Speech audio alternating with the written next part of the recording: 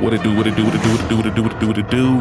Hey, appreciate that follow real quick, Zaddy Larry. I don't know who the hell you are, but appreciate that follow. What's going on, y'all, man? What's happening? What's happening? What's happening, man? It's your player partner Ziggy2x. We back at it again, man. Brand new day, brand new video, man. I apologize for the long ass delay.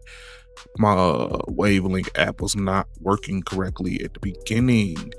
Had to go digging around and trying to find a way to fix it. So I fixed it. We in the building. We up in this thing. Also had a baddie surprise me this morning. And pretty excited about that. Thought I pissed her off about a year ago, and she's back with that drippy. You know what I mean? And not in a bad way. Not drippy like chlamydia or something, or gonorrhea. It's actually that I'm excited to see you, Daddy Drip.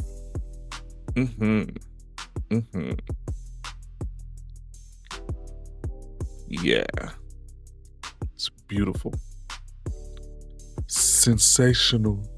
But anyways, man, we got some stuff today, man. We got some work for y'all today, man. I apologize about not being able to do a whole lot yesterday, man. I ended up getting a phone call about some very important private stuff.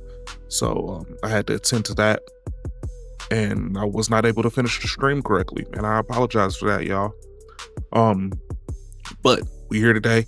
We have nothing that's gonna stop us from being able to do a full stream. So we're gonna blaze through these videos that I didn't get a chance to watch yesterday.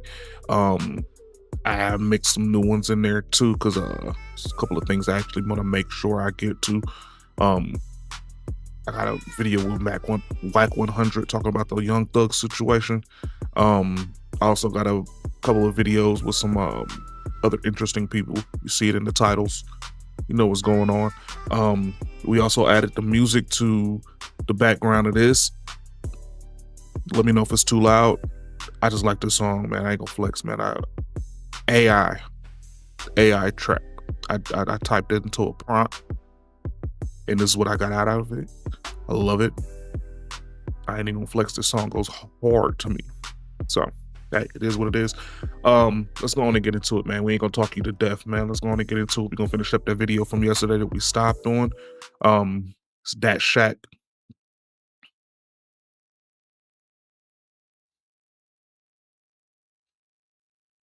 Nobody care. Nobody care. Run that shit back. Run that shit back. Run the shit back. We're gonna put it. We're gonna play it all the way back from the top. And then you gonna give me an ad after y'all a little weird about that.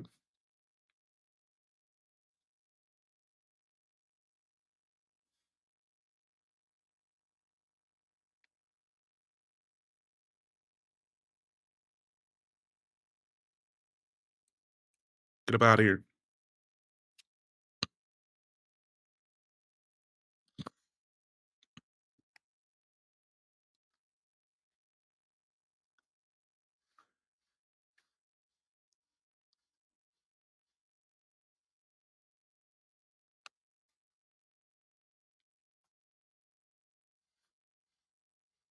God damn. It's a bunch of land walruses. Bitch look like some linebackers.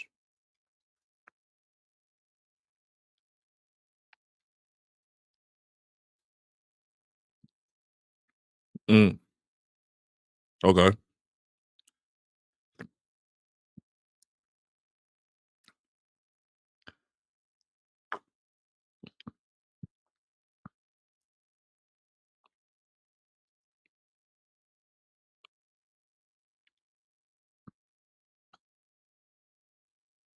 It wasn't difficult to do that, but if you say that. What?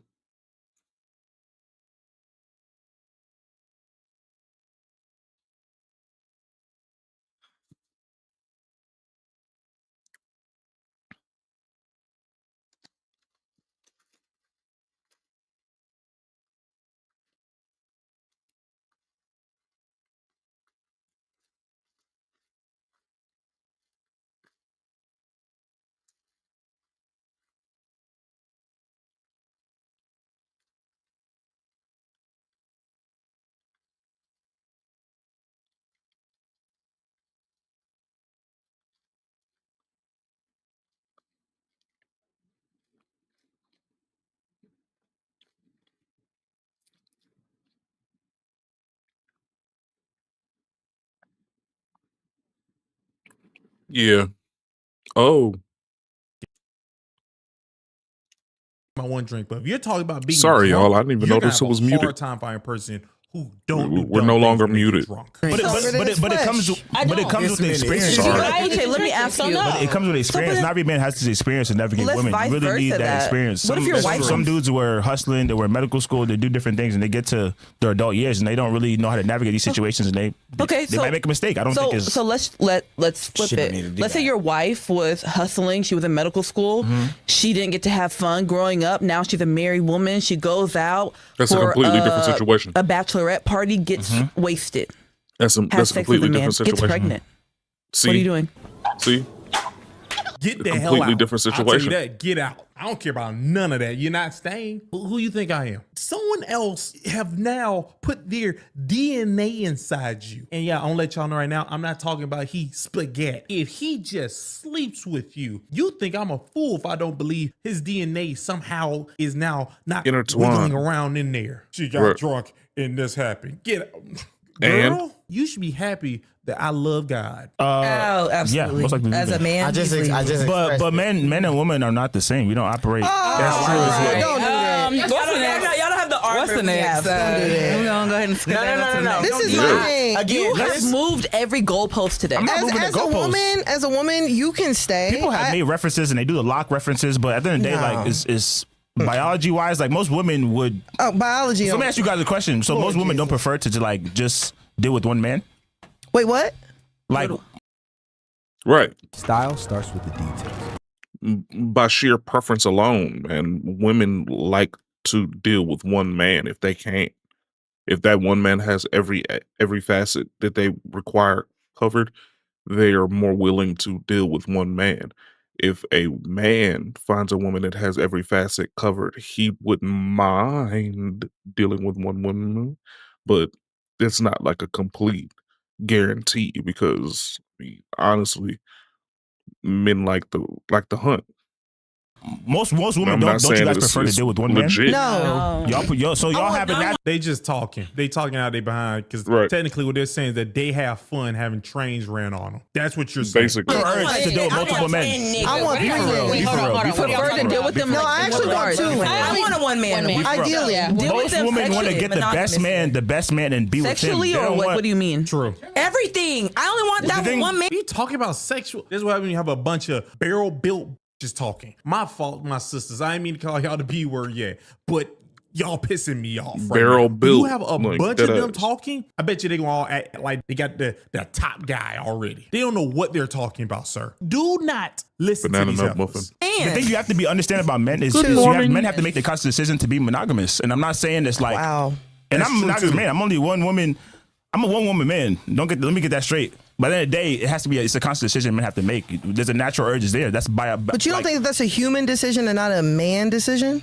it is a human decision? But all I'm saying, you guys don't know what it's like to fight that temptation because it's Yes, a you natural do. urge. Women have You temptation don't. You're not a too. man. You're not a man. You know what's The same way you told me I'm not a woman. By science, y'all are just foolish. By actual science, the testosterone that a man has, which is the thing that makes him want to sleep with things. Give me a second. Testosterone plays a crucial role in regulating sex drive. And the amount of testosterone a man has compared to a woman is disgusting. So no, y'all don't face the temptation as men do. Men generally have higher testosterone levels, which is directly linked to a stronger and more consistent sex drive. This hormone influences sexual arousal and activity, making men more likely to initiate sexual encounters. Women's sex drive is more variable, influenced by hormonal changes throughout their menstrual cycle, pregnancy, and menopause. So no, my dears, I don't know what y'all talking about. Y'all don't have the same temptation or your body urging you to do this thing. That's crazy that y'all even believe that. It's just like I'm listening to a group of people who's not thinking, but they have cards in their hands. Like I'm pretty sure those cards in their hands,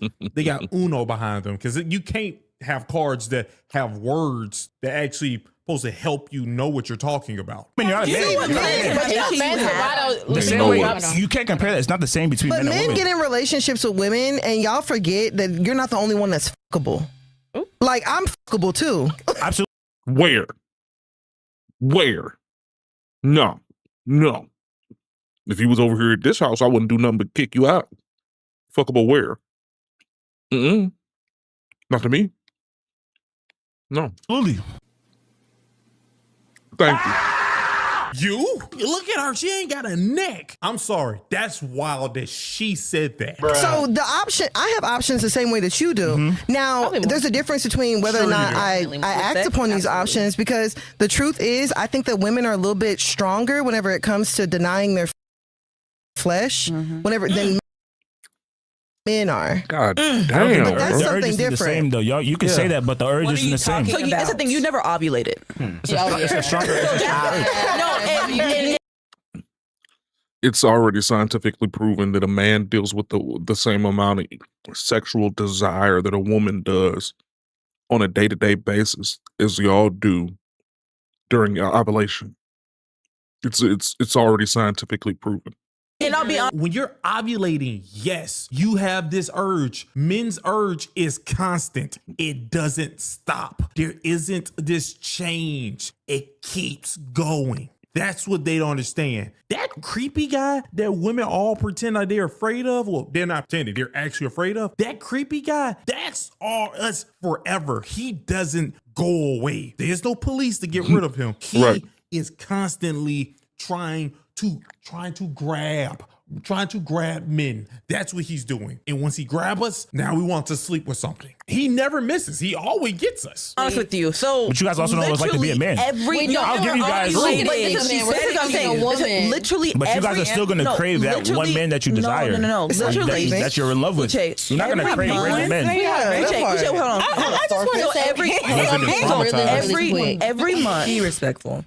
You can say it. So hold on. Uche, every month, let me explain. Ovulating, every month, we release an egg. Tell him, Nikki.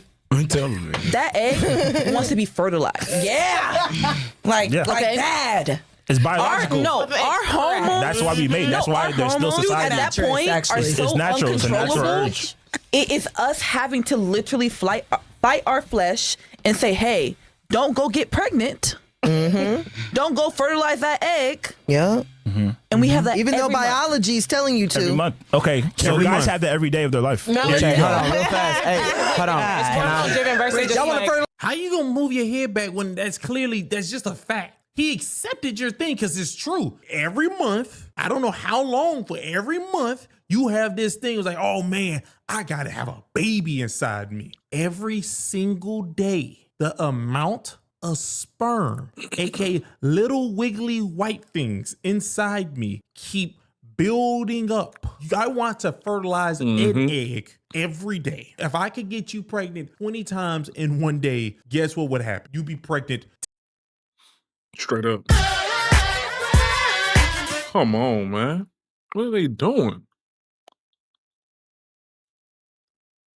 They trying to get me copywritten. God damn. Times in one day. I don't know that majority of men. That was wild what I said, but I know I would 10 times in one day. Only thing is, you gotta be careful who you get pregnant. Fertilize eggs every day? Yeah, we want to impregnate. That's a natural urge. You see animals. You see different species. You see how they go around. They're just instinctual. It's like all I'm saying. Men have to make a conscious decision to be like, okay, I want to be a disciplined man. I want to.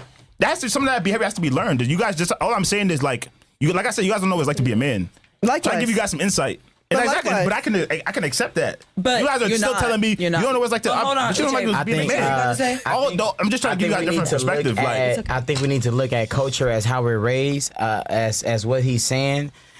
The thought that we're men and we have a feeling that women can't feel is a cultural specification. It's not. You think about movies, you think about music, you think about TV, news, any single thing that you've been fed from the day you were born, it shows you that men are hyperactive, hypersexual. We're supposed to hunt. We're supposed to do things that, in a sense, women don't do. Y'all are telling me as people that, hey, we feel horny as well. Long story short. So if I'm not a woman, how can I argue with them and tell them no, they're not? Because they also will tell you that they're being logical when they're not. Do you know there's a study that shows that women can't even tell when they're aroused? It was a study saying that they showed men these things and the men could tell when they were aroused. They will raise their hand, they'll be correct that they're being aroused. Women will raise their hand and nothing's happening. You can't listen to them, my friend. I don't know what you're talking about. I say, oh yeah, they told me they this, so it has to be true. Watch this. I'm Jay-Z. Do you believe me now? If you believe them, you gotta believe me because the words came out my mouth, right? How can I argue with them and tell them they're not feeling the same level of horniness that I am? I've been a 16-year-old boy, 18, 21, so on and so forth. I'm suggesting the fact that we've been trained and coded to go after and that's your opinion as men. Whoa. That we've been trained and coded to. Are you willing to argue it? I'm just wondering. Yeah, absolutely. Are you willing to argue it? Are you willing to say that the music that you've been listening to your entire life, the movies literally show you that how to be a player is a cultural classic? Even sports. There's no women movie that shows you vice versa of how to be a player. There's no the female rappers right now who talk about popping a whatever be the case, we won't look at them as a specific thing, but the rap is regarded in a specific spacing. I don't understand. Yeah, you just contradicted yourself. You said the woman music is saying the same stuff right now. No, it's advocating for women. No, exactly. And no, he's right. He's saying the women music is doing this thing right here. So why ain't these? Well, wait a minute. That he didn't contradict himself. Women nowadays are doing disgusting things. The only problem is they hide it. So it's not the fact that, oh, no, that's still not true. They still hide it. So culturally, they still don't want you to think this thing about them, even though the music is doing the opposite. Yeah. Think about that. I almost got tricked, but nah, you can't spin me. So how are we suggesting that they're not also just people? That I'm not sure where you're trying. I'm not sure where you're landing. Hold on. Hear me out. What I'm saying is, you're saying y'all are not men, so y'all don't feel this. Yes, they granted they're not men, but yes, they do feel it. They don't have penises. What do you mean? It's not about.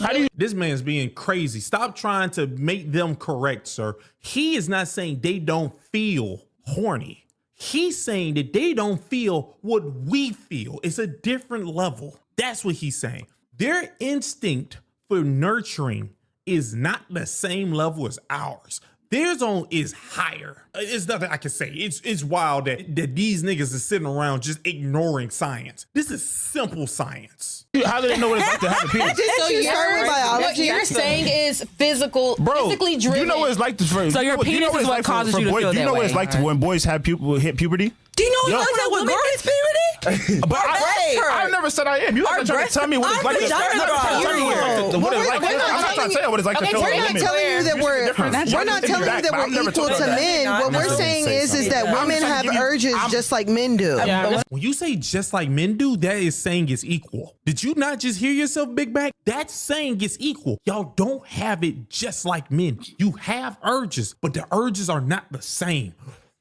This is why you can't be in a room. You can't be in a room full of all this breast milk. You can't be in a room. You're going to lose it. Especially you got bro man over there who's clearly losing his hair that he don't want to get rid of it. He is now trying to say that how you not going to listen to them when they say it? You got to listen to women. They're women. Yes, but I'm trying to tell you it's not the same. In the same way you can tell me I'm not a woman, you're not a man. But how could you possibly know what it's like as a woman to have a sexual urge? And vice versa. Science. There's no way to know. All we know is that the same way you're saying, so for me as a man to be when like, you want to have sex every day, it's possible for a woman, for you. Absolutely. Say, so for me as a man to throw that out there and be like, y'all don't know what it's like to be a man. You guys can say that's wrong, but you guys can say thing, and I'm like, okay. But you know the reason why we're saying, it's wrong? I'm not telling you that you don't have those urges, but you're trying to tell me that my urge is not any more than yours. I'm not saying that we don't have the same urges, but what we are saying is that as women, we fight them a little bit better than men. I mean, I would say it's like having another producer in the room that knows exactly what your song needs. This is co-producer, the fastest way to find samples that fit your track. It listens to your track and pulls in samples that fit the rhythm, harmony, and key automatically. No more scrolling and no more.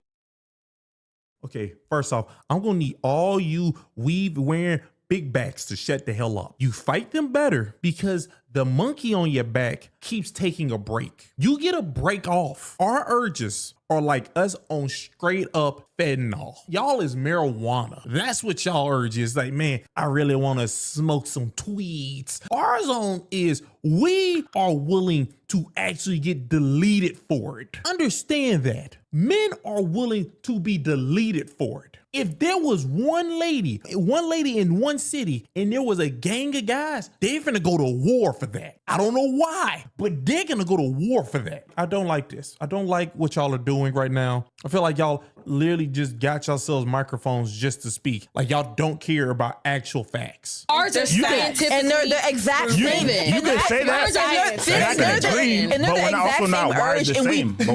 It's not the same urge. We're not wired the same. The wiring conversation goes back because to what every species, every animals, you see them behave. You see the two genders behave differently. Exactly. So I'm not gonna sit there and say it's the same thing because when you take out humans from it, because we've developed the conscious through evolution. When you take that out of it, I see male animals and male species operate the same way unconsciously.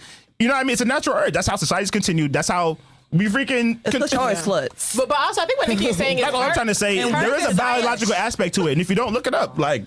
That's what he was saying about the wiring. Because but it's not the music that taught people that. Even caveman ages. But there are movies. That stuff does influence us. It can influence it, but even before technology, even before that technology was here, though, it was the same thing. But it's influenced us in a way to think that, like, have you ever met a woman?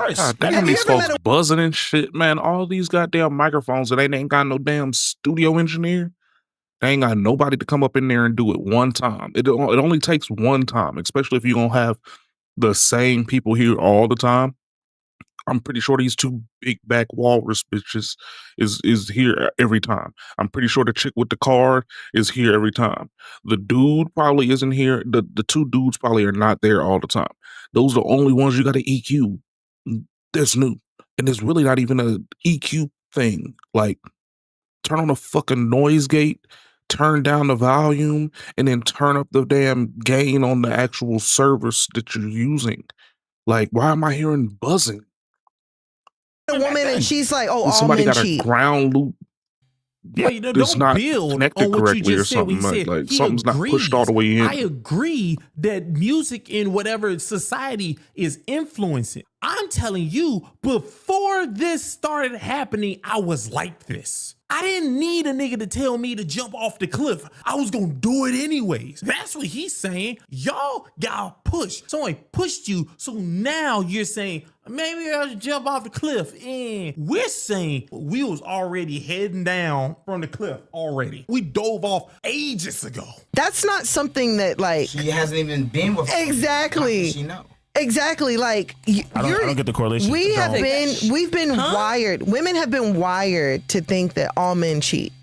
There are certain wires, and that's what he was referring to. If you really think, if you're going to make that generalization, you really believe every single man cheats, then no. It's low IQ. She's not making a generalization. What she's saying is, that's what we're conditioned to believe. Exactly. So we're saying the conditioning propaganda does exist. But those are two different. That's why I say it's not a good one, because he's trying to say the music is like unconsciously that we've been programmed to think this way. And I'm saying I disagree because it's biological. But okay, if you're saying biological, aspect, and I'm not saying it's okay for a man to deal with multiple women. All I'm saying is that urge is. He's fighting a biological urge. But that's not even evidence-based, though. It's not even evidence-based. Because she said it's hormones, man. And you're saying... Because you can go test it on rats. People have tested these things out with species. So did this big mouth heifer just say that there's no evidence? Whoa. These niggas just here to speak. This is another podcast that they're just here to talk. They're not here to actually learn or find out anything that's new. They're just here to actually chit-chat. Unlock the world's largest, most liquid financial market with Forex.com. Forex, or FX, involves trading one currency for another. Petty chit-chat party. That's what they call themselves. You said a petty chit-chat party? Basically, because what the fuck are they talking about? What you're saying? Your brain is big as a rat? Bro, species in general. Is that what you're saying? Is that what you're saying? This nigga retarded. Whoever the sloppy Joe looking motherfucker was sitting on that couch, she's retarded too. You're akin to orangutans? I've already said species. At the end of the day, how was it low key with zero evidence? Because at the end of the day, we were animals at one point. We developed the But those same animals, you know, animals. A lot of animals don't have sex for pleasure, though. Biologically, we're wired for survival. What animals are you talking about? You talking about lions do, monkeys do. What animals are you talking about right now? The ones that actually, the male animals, yes, they do. I want to know where she got that information from. I need a nigga to tell me where she got that information from. She's just talking. You can tell she doesn't listen. She don't listen to her doctor. She don't listen to herself. She don't listen to her doctor. Like what? And she still does it. Eating, of course. Heavy on that. There's natural urges we have for survival. But heavy on what she said. That's our biology. They're not having sex for pleasure. Animals don't have sex for pleasure. So I have a question. Humans have sex for pleasure. So I have a question.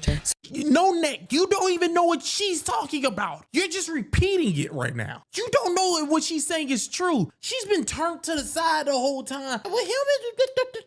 Whatever.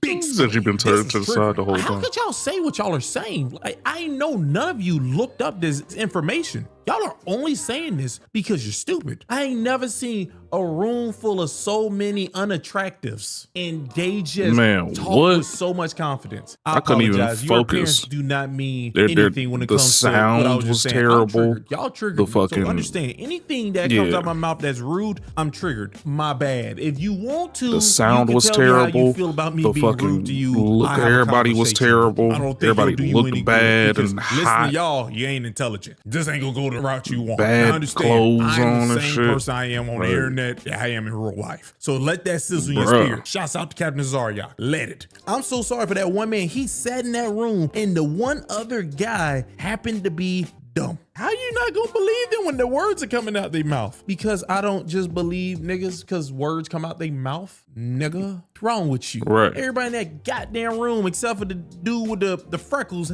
was on fentanyl. Dog, real talk. Real talk. Everybody was on fentanyl. The difference between men. That's insanity. You think that women and men have the same exact sex drive? You're sick in your fucking head. Sick in your goddamn head. Said too much, did too much. Here go Wack 100. There's no explanation for that. The fuck kind of watch is that?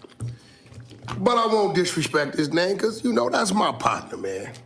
I don't think that was a legit watch at all. I don't even know what the fuck kind of watch that was. Politics, a little bit. I'm not telling you, no, that ain't what it is. But I'm not gonna disrespect my man's name. I hope Thug would understand that. Now, Gunner, I'll call him a rat. Oh man, so things getting worse and worse for Young Thug, dog. Wack 100, who's affiliated with Young Thug, you know, also through Birdman and he basically, he trying to say without saying that Young Thug snitched. Because he, just like Young Thug, was a part of creating this climate, this witch hunt for snitches. So now based on all their rules out there, they trying to keep a G for someone that they do like. Now Wack talking about something, he got some new rules that he's trying to make go viral for people to talk about and stuff. We gonna tap into that, but let's walk our way towards what's going on. And like I said, things are getting worse because people release this right here. Let's listen to this, man. Listen. Yes, sir. Promises. Make promises. Just we'll keep promises. Whatever you anytime you ever make want to know anything, tell me. I'll tell you anything. But don't tell the world. What's your number? Yes, you can. Hey.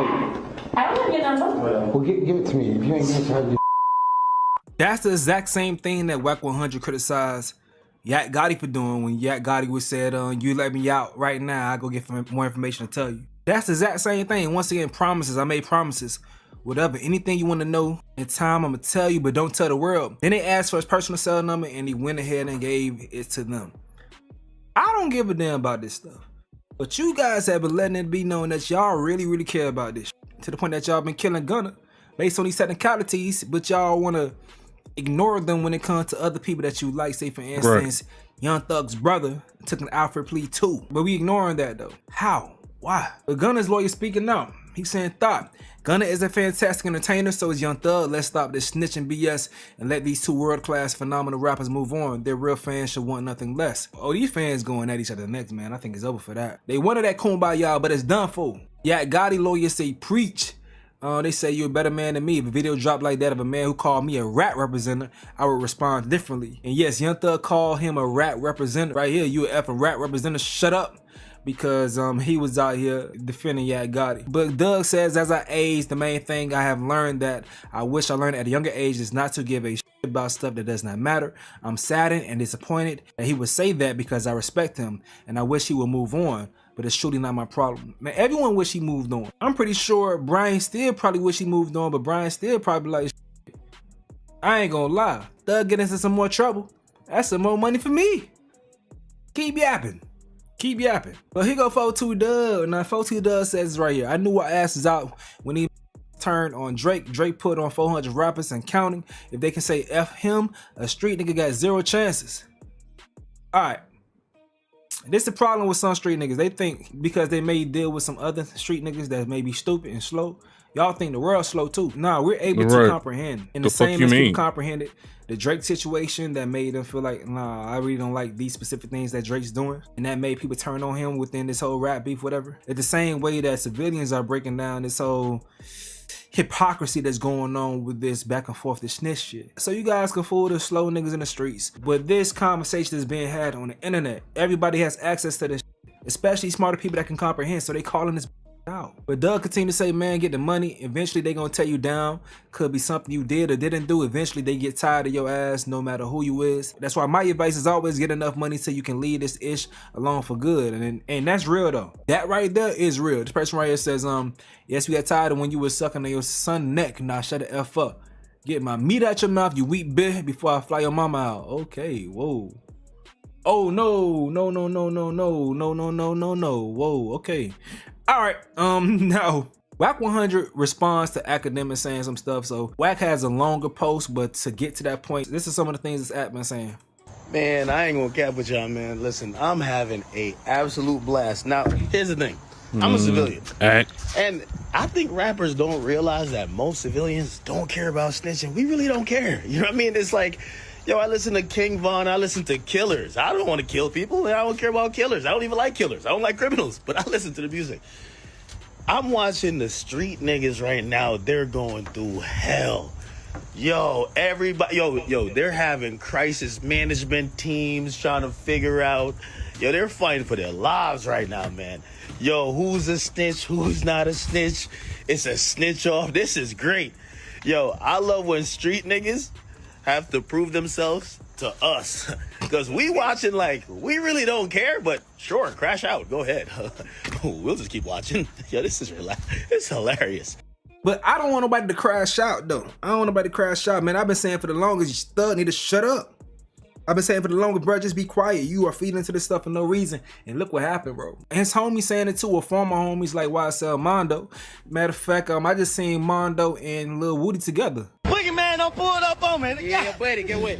Get wet. The boogeyman pulled up. The story of y'all. They try to get me and Shawty to kill each other. They try to get me and Shawty to kill each other. Get wet though. We ain't going. We ain't going. Boogeyman don't. Hell nah, dog. These dudes having them a ball while everybody else crumble. Alright, now let's see what Wack 100 talking about with these this 10 new rules they saying. What the hell going on? Act jumped on it. And his narrative is if people like you, then you ain't that. And he right. Now I'm not gonna say he ain't that, but I know the dude. I got some respect for the dude, so I just won't disrespect his name. Now Gunna, I'll call him a rat. When Google Fiber launched 1 gig internet, some people said, what would you even do with that much speed? Then our customers did a whole lot.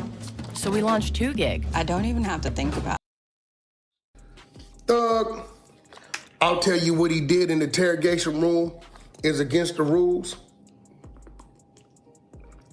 He shouldn't have did it. He said too much, did too much.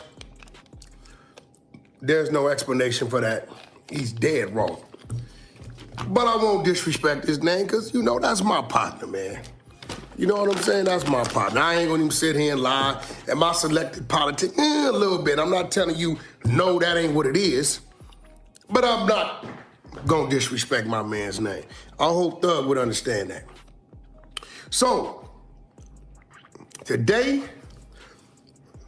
we coming up with the New Testament.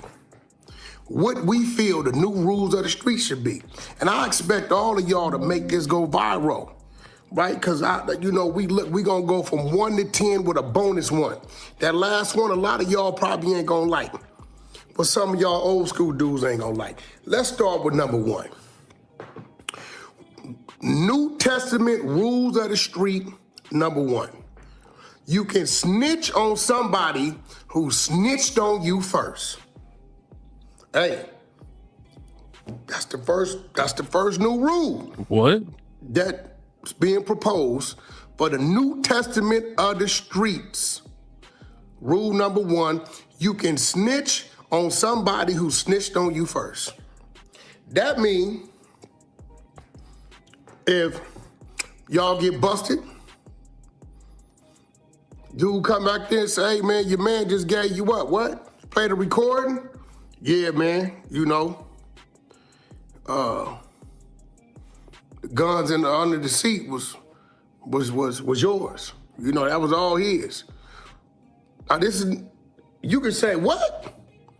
Not only them ain't my guns, he got a stash spot up under the air conditioned unit. This is, listen, man, we just going off of what we see the youngsters gravitating to. You know, this is from me, but it's what I'm seeing the youngsters doing, because I'm tired of arguing with y'all. So rule number 1 of the New Testament of the streets, you can snitch on somebody who snitched on you first. Number 2, now I like this one. After 10 years, however it falls, with no incident, one can cross back over to being a civilian with no expectation of the streets or its set. Can't call him about nothing. He all the way back civilian mode. So if y'all want to go over there playing with him, he can treat you like a civilian. 911, operator, yes? Some dudes are at my door. Do you know who they are? I definitely know who they are. They're from my old day. You know they can do all that type. Again, this is the mentality that I think best fits the new generation. Number 3, a man has 72 hours to take his case if his action led to another man being arrested. If you left something in another man's car, home, without telling them, or that man can speak his truth. That means you didn't use my car, you brought it back to me, I jumped into it, hit some corners, police pulled me over, find something that ain't mine that's yours. Hey, homie, what's up with it? Yeah, homie, I got pulled over. They found something in my whip, something that I know ain't mine. Now, within that 72 hours, I said 72 hours because maybe you got to get your bail money, go bust a couple moves, do a few things, you know, get your women, if you got more than one, get them, you know what's going on, you know what I'm saying? Sell cars, something, I don't know, you know what I'm saying? And then go up there and claim your stuff. If not, that man can speak his truth. Hey, man, DA, I want to talk to you. I mean, listen, man, again, this ain't how I feel it should go. These are the new rules that I feel best fits the new generation, the New Testament of the streets. Hey, is he making sense though? You know, it's a non-street on some civilian makes sense to me. Now on some street, you gotta just mind your business, right? Be quiet. But that's what you guys sign. That's when you sign up for. That you sign up for. But yeah, when you in the street life, you have to you sign up for different things. If a man takes a charge for another man, and they agree that the bond and the lawyer fees is supposed to be taken care of, and you breach that agreement, the man who took the charge can then cooperate against you. This is the new rule of the streets. Man take a charge for you. You get what I'm saying? Yo, man, take that, homie. I got you, homie. I'm gonna make sure your kids, everybody straight, your bills, attorney, all that. I'm gonna bail you out. You're gonna fight it from the street, my word. And you take that.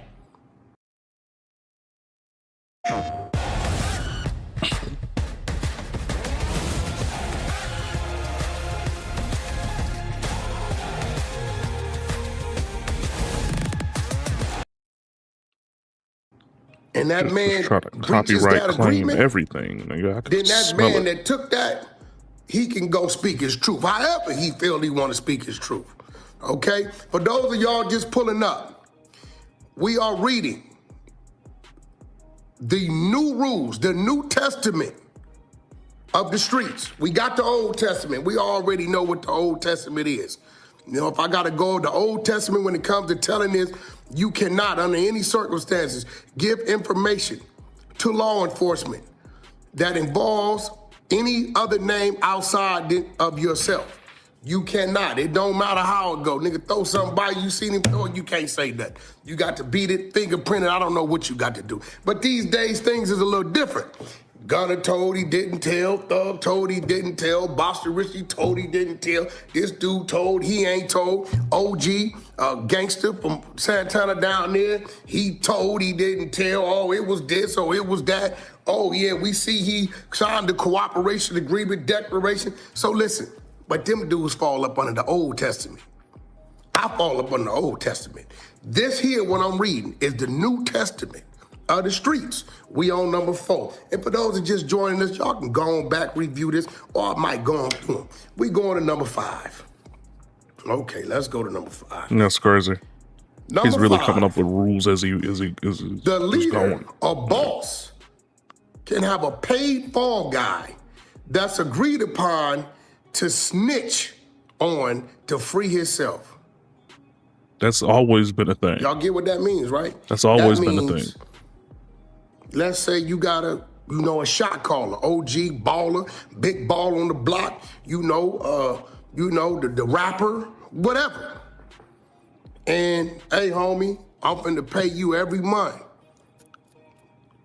$2,500, $5,000 a month. I'm balling. I'm gonna pay you every month, homie. But if I ever get in some trouble there, but run up in my spot, find something, I'm gonna tell them it's yours. You get what I'm saying? And this is agreed upon. Look, so this is the New Testament, the new rules of the street. We gonna get this out here because this is what's going on. People are being confused about what snitching is and what snitching ain't. So what we gonna do, we gonna keep the OGs under the Old Testament, and this new and improved thing we got going on out here, y'all under the New Testament. That's number 5. Number 6, if you pillow talk with your woman or family and it leads to an arrest of an individual and the information originated from you, you get the snitch jacket. Oh yeah, Just if your wife's name is Jacqueline Hernandez and the paperwork say Jacqueline Hernandez gave us this information, and God dang well, Jacqueline didn't know nothing about that move because it was 2 o'clock in the morning. It wasn't nobody but you and Jacqueline's husband. And they done came and got you, and the witness is Jacqueline Hernandez.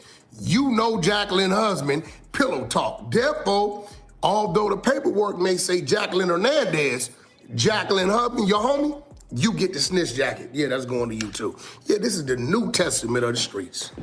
Number 7. I agree with that one. That sounds like the Meech situation though, although he ain't date that girl. That sounds like the Meech situation, similar to that. And the previous one sounded like Rollo's situation. I think he tied things that he's seen and making real examples of them, real rules based on the things he's been seeing for the past couple years.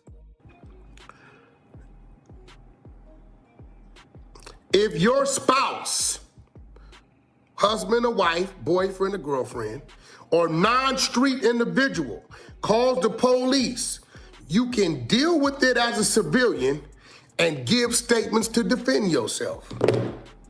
Hey, look, man, we see a lot of, dude didn't gang bang. That was this.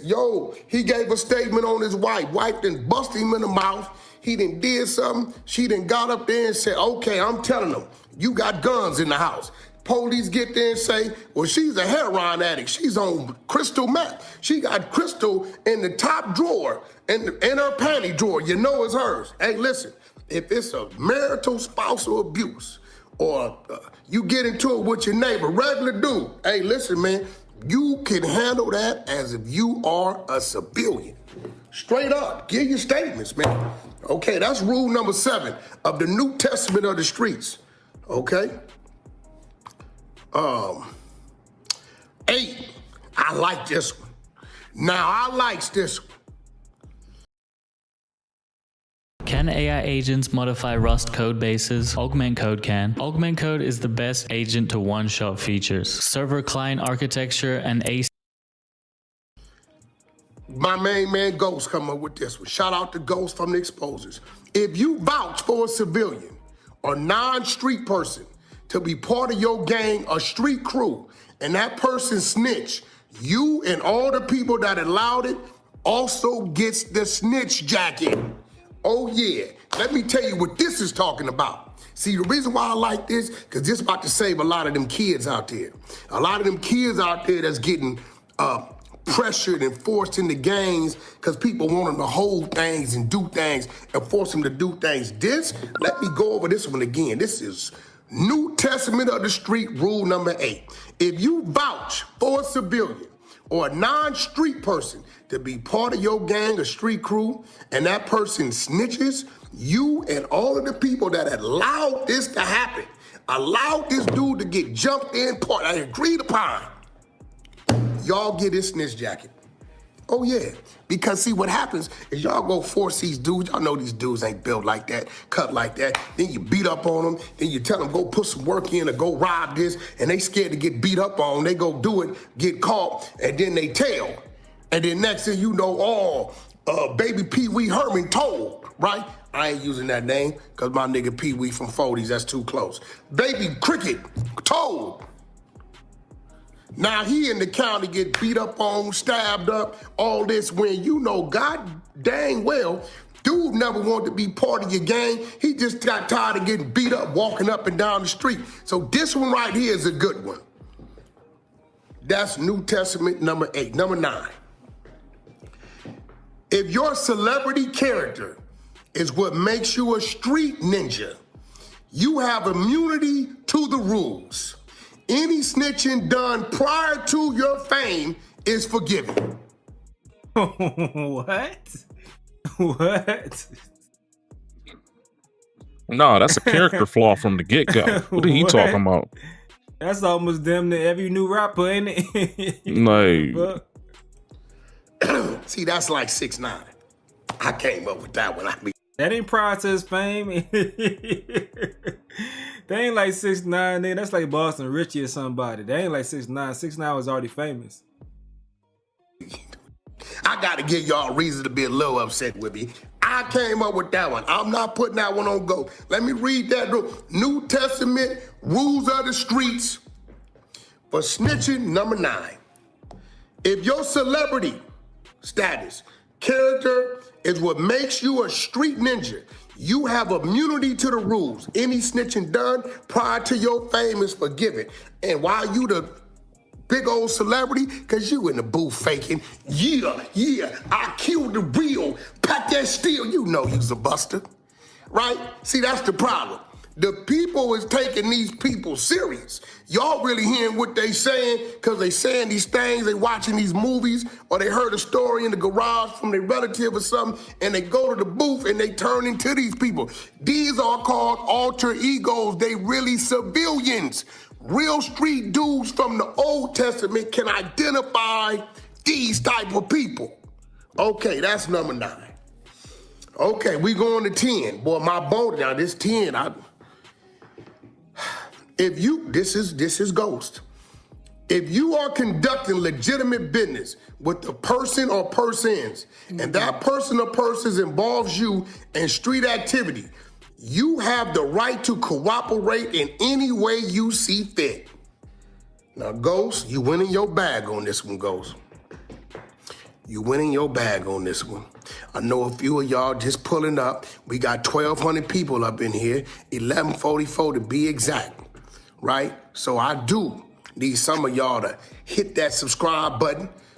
I should gain at least 300-400 off this one. Okay, I know I've been gone, but give me a reason to come back. I wanted to see if the internet, with the gutter of the YouTube streets, was gonna die without me dying. So this gonna give them a whole bunch of things to react. They gonna call me all kind of things, but it's all right. I am a prophet. Yeah, I've been sent. I've been sent to speak because people listen to me when I preach, okay? Now, that's number 10. If you are conducting legitimate business with a person or persons, and that person or persons involves you in street activity, you have the right to cooperate in any way you see fit. That don't sound like no street, though. That sound like some civilian, though. So that means, you know, if you got a warehouse, and this is your legitimate warehouse, and you fix motorcycles in this warehouse. I don't know why I use motorcycles, but for some reason, Why does a garment that feels professional make your customers want to buy again? Because it shows in how the product is made. Step 1, pre-treatment spray. This step gets the fabric ready and is key to making sure the print comes out vibrant and the spirit told me to go to motorcycles. and one of your workers, you know, he got 2-3 straps and, you know, an ounce of weed and 9 ounces of dope in the bag hidden in the locker or somewhere in the back. And for some reason, something happened, the police come through, and they say, well, could we search, man? They say you got some stolen motorcycles. And you know you ain't got no stolen motorcycles. This is illegal business. Yeah, you can search, bro. I go on the paperwork to all my customers, and they file. All right. Yeah. Okay, Kendra Sleeves.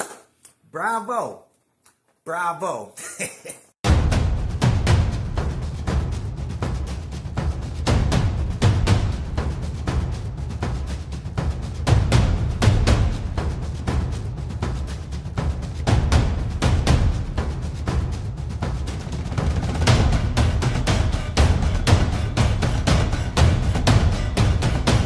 Salute to the MABW team. I'm back with another video. So your boy MABW, I was out eating lunch, right? And I noticed that I had got a hit from the YouTube team. And not only did I get one, but I got 2 copyright strikes.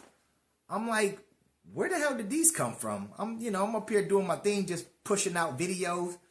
And then I noticed, oh shoot, Kendra Sleeves. So I look at some of the videos that I've recently done. Let me be clear. Recently have done on her about for the past 3 weeks, ever since she put videos on her app and then from her app to YouTube. Those videos are actually copyrighted. For real, for real. So I was like, oh shit, they really are. Now, let me break this down to y'all how this is going to work from here on out, at least with the Kendra Sleeves Clown Show videos. And I'm going to tell you where it's going to go because I personally know that app shit ain't gonna last too long. And I'm gonna break everything down to you why, okay? Just stay tuned. Just stick with me here for a little minute. Kendra G currently has this app that she put forth out to people that are on her app. First and foremost, it's only so many times you can rotate the current same people on your app before that shit gets tiring, okay? Everybody ain't on her app. A lot of people aren't willing to pay to get on her app. So therefore, she's going to need YouTube as far as to draw people in live with her because everybody's not going to want to pay to be on her app. So her app will flow the way it's flowing now, and then she can bring her show over from the app to YouTube, and it's still copyrighted. Don't get it twisted. I want to make sure this is clear and I break it down to y'all perfectly, okay? Because, like I said, some of the videos that we've had up already that are current, they're still up there because she had to use YouTube to actually bring in participants. Participants didn't want to link up from her app. So when she goes to YouTube, instead of her app to bring in participants, content creators can then use that video as a reaction video. But let's be clear once again, and I'm not knocking her. Kudos to her for doing what she had. Big salute. Not knocking her because me, your boy MABW, I can do reactions to anything. And my numbers are the way my numbers are currently. And they go up or they stay consistent. See, with me, I don't just make Kendra Sleeves an all-day video thing. When y'all see me, I do a rotation of videos. Kendra Sleeves was added into my rotation last year because, well, that's what some people wanted. So therefore, I kept doing reaction videos to her. But she wasn't my main focus.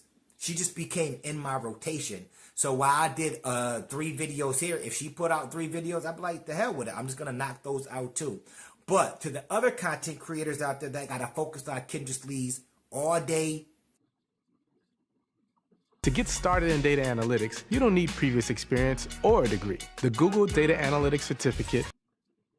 Get out of here. Every day, just for progress, you might have a problem. I'm not saying you will, but me, I'm not going to have a problem because I've been having various videos in rotation all day, every day since I started. And I didn't start out with Kendra Sleeves. Some people started out with Kendra Sleeves, like using her YouTube platform to make sure they can build their platform off her. I never piggybacked off her. She was already in my rotation. Now, we got most of the content creators who do her, and she's really only gunning for like 3 or 4 of us, tell you the truth. She's gunning for like 3 or 4 major content creators that are on her neck. Pretty sure y'all already know who they are. Salute to those content creators too. And if you go to their platforms, you will see that the current videos that she's done as of now, they're not doing videos that say copyright on it because those are coming from her app to YouTube. But if she hops right on YouTube and draws people in from YouTube, it's not going to work. She can't put down she can't try to hit anybody with a copyright. As of now, she can. But it's not going to last long. That's what I want to make sure this is clear. That shit ain't going to last long. Kendra Sleeves told y'all already that people that watch her or possibly have watched my channel, she wants to be competing. She wants to compete with YouTube, even though she still brings. I ain't trying to hear that no more, man. I'm tired of it. As a former simp, these are 3 things I did in my last relationship that I will not be doing in my next relationship. Number 1, I'm not going to take over any of your bills or add you to any of mine. Meaning I'm not going to add you to my car note. I'm not going to add you to my cell phone bill to help you out with that. You had those bills before you met me. You can continue paying those bills. Number 2, we will not be living together if we are not married. That's that shit y'all do right now? Clock it? Yeah, clock that. We not living together. We not married, period. Number 3, I will not be a 100% provider again. I will not be a 100% provider again. There was no benefit to doing that to someone that I was not married to. I feel like most men have been simps at one point in their life. Right? For most of us, it happens at a young age and we kind of learn from it. Get over it, whatever the case is. For some men, they be doing it at like grown ages, which is absolutely crazy to me. But in relation to what this guy is saying, for me, I don't have an innate desire to be a provider. Like, it's not like, oh, as a man, I must. Not really. You know what I'm saying? If I'm in that position, I'll do it. I've got no problem. But there's no innate, as a man, desire to do it. But where the line is drawn for me is I'm not going to pay your bills. That's just not going to happen. If I'm paying for the house bills, rent, whatever the case is, cool. We're probably going to be living in my house anyway. So I've got no problem doing that. But you cannot be a liability. You have to be able to pay your own bills. Guys that are out here taking on women's car note, her phone bill. What the hell? What's wrong with you? She can't pay her own phone bill? Is she a child? I've been paying my own phone bill since I was like since I came back to the UK 17 years old. She can't pay her own phone bill? Shit like that is when it gets too far to me. Style starts with the details. The difference between mid and next level, a real gold chain. We're not obligated to fucking help you. I just mind my motherfucking business. If I'm on the subway and I see some shit, I mind my fucking business. Just because I'm 6 feet, I'm not supposed to put my life on risk just because you're getting attacked. It is unfortunate. If somebody else were to jump in, I'd jump in too. But me primarily, I'm sorry. Especially in New York, how the laws work? No way. No way, bucko. You see that bitch right there? That's a degree for justice studies. I'm good.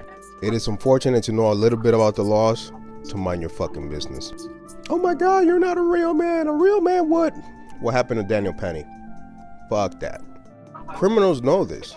Like, a law-abiding citizen is not gonna step in unless he's fucking dumb. Them crazy motherfuckers you see on the subway screaming, shouting at women, scratching them, they gonna go to jail and get released like the next day. I have much more to lose than that. I'm not stepping in. It is not my job to put my fucking career on the line. I'm sorry. Hope this helps. Okay. This is the reality. This is how a lot of men feel. And I can't blame or begrudge men for feeling like this. Risking your life for a random stranger isn't something anyone really wants to do. Let's go, Queens. Especially in this day and age, you don't know what that person has on them. If you're a random person and you're antagonizing another random person, the first thing I'm thinking is you don't have anything to lose, because you don't know what that random person that you're antagonizing is capable of. So you're willing to risk it all. I am not willing to risk it all. So if I see a crazy person on the train or on the bus, in public in general, I'm doing my best to avoid at all costs, okay? And that's someone who, you know, I can handle myself physically, but I'm not trying to get into no altercations. I'm really not. My advice for women would be, you know, in New York, I'm pretty sure the gun laws are very strict. Carry that pepper spray on you, use it. Don't be afraid to use it. Use that bitch, man. I'd have my hand on it like it was a gun. Like, please leave me alone. Please leave me alone. He ain't leaving you alone. Spray it. You know what I'm saying? And if you're in places where you can carry that shit, man. You have to have the mindset that nobody is coming to help you. I was telling him, like, hey, you know, we don't need to do a nasty divorce, but like, you do need to like give me some money to go on about my way, because I've been a stay-at-home mom for the past year and a half, and I don't have anything to show for that year where I could have been earning money. I was at home taking care of us. Like, you got to work because of my sacrifice, so I deserve something. And like, nothing unreasonable, but just something so that I can breathe, so that I'm not like paycheck to paycheck, literally. And he told me, he said, and I also said that, yeah, I didn't work, but like, I provided value because I gave birth to 2 children and I raised them, and I helped with family life. And his answer was, what you did, that's not how value works. What you did didn't have any value because there was a lot of women who wanted to give me kids. I could have had kids with anybody, but you can't just run out and go find a man to provide for you any day of the week. So me providing for you was more valuable than you giving me 2 children. This is the reason why some of us always advocate for women to be financially independent, have a source of income, have a career before you get married or... I'm sorry. Dear woman, society and capitalism do not value mothers. What does her decision to pick a poorly have to do with society? This is the shit that pisses me off, bro. They cannot personalize their shit. It has to be everyone else's fault. Your husband looked you dead in the eye and told you that you hold no value because there was other women that wanted to have kids. And that's society's fault? Really? There are a lot of reasons why men wouldn't want to pay child support or alimony or, you know, whatever the case is. But telling their wife they have no value? That's crazy, bro. That's crazy. You just pick poorly. Don't put that on society. Don't do that one. Before you have children. This is a good example of what we call the motherhood penalty. Because women are the primary caregivers for children, for every child you have, it will reduce your ability to earn an income at your highest capacity. And it is the sacrifices that women make when they have children that is likely to lead them into the feminization of poverty, which is women living in poverty in their old age because they committed their most productive years being a caregiver for children. Therefore, they did not work jobs that pay pension, and they do not have any pension in their old age. Yeah, this is absolute bullshit. And it's just a lack of accountability, victim mentality. Right. The majority of these women who become stay-at-home mothers, they really want that. It's 2025. We're going to sit here and act like women can't have a kid and go straight back to work? Are we going to sit here and act like there aren't women who have a baby, take their maternity leave and go straight back into work? Oh, this is why women are poor in the future, because of their bad decisions. Get back to work. The primary parent. Why are you the primary? Why is that a thing? Why are you allowing yourself to fall into that mentality? The primary parent. What does that even mean? Why are you the primary parent? Why are you the primary parent? Because you gave birth to a child? That means nothing. There are 2 parents for a reason. There should be no primary parent. You guys place yourself in these patriarchal relationships, even though you don't like the patriarchy, and then you complain about the outcomes. That's on you. That's on you. I'm sorry to go ahead and say it. Get a job, get back into the workforce. Being a stay-at-home mom is not it anyway. It's 2025. I upgrade to Google Fiber and pay one simple bill every month. What about extra fees, like installation? Taken care of. Equipment? No. Data overages? There's no such thing. Find out if your address is... Get a job. So You're acting like I'm about to go on a date. I never said that. Where are you going right now? I'm going to play pickleball Who with? Who are you playing with, Mal? with a guy. Oh! Mallory is so excited because the other day a guy asked her to be her mixed doubles partner, and I'm actually really proud of you. Okay, it's a big deal. It is to be a partner. Yeah, I knew. That's literally my energy right now. Yeah. You had to have been playing pretty good that day for a guy to be like, hey, I want to be your partner. I was playing good that day. So how did he do it? Was he like, can I have your phone number? I mean, basically. Is he a nice guy? Is he nice? Yeah, he's really sweet. I'm happy for you. Is he better than me? No. No, I wouldn't be able to play with someone as good as you. Don't sell yourself short, Mal. I think you're actually a really good player. Are my armpits hairy? You're like getting a really big shot of my armpits right now. Your wife was asked by another man to go and be her partner at pickleball. It's a pickleball date. And she said yes because why? What is it about you that couldn't go partner up with your wife at pickleball? Why does she have to go with someone? Maybe, you know what? Maybe I'm being immature, right? Maybe this just isn't that big of a deal, you know? A guy asks your wife to go play pickleball. I wonder, did she say that she's married? How did that conversation go? Hey, we should play pickleball together. Was it just as straightforward as that? You know, he asked for her number. Why is your wife giving out her number to other men? Again, maybe I'm just being immature, okay? My wife is going back to nursing school in 4 days, and to show her support... Wait, what?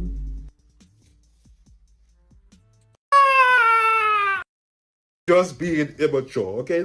My wife is going back to nursing school in 4 days, and to show her support... Oh, yeah, you can't have no nurse, man. It's over with.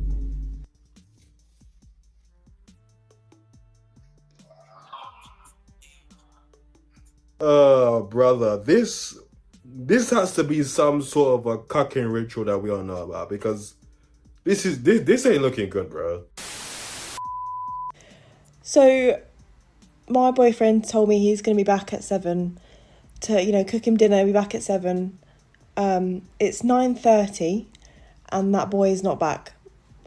So either he's been hit by a car on the way back from the pub, walking back from the pub at 6:45, and he's like, you know, laying somewhere in hospital, unable to let me know what's going on. Or he's just at the pub still with his mates who he's been out with for the last 6 weeks, 4 days a week. Now, I really hope for his sake it's the first option. Seriously, for his sake, it needs to be the first option. But if I get 100 likes on this post, he can stay on the sofa tonight. Just 100. And then you can decide. Not me. Not me being crazy. You. So just let me know. What do you think I should do? Just let me know. I'm gonna be honest right now. I feel like you're letting down women as a gender. Where is your women's intuition? I don't get it. Okay, 4 days a week for the last 6 weeks. Listen, I love my guys. Pause. No Diddy. That's when we were kids. We were doing that. Every day you're chilling with the guys.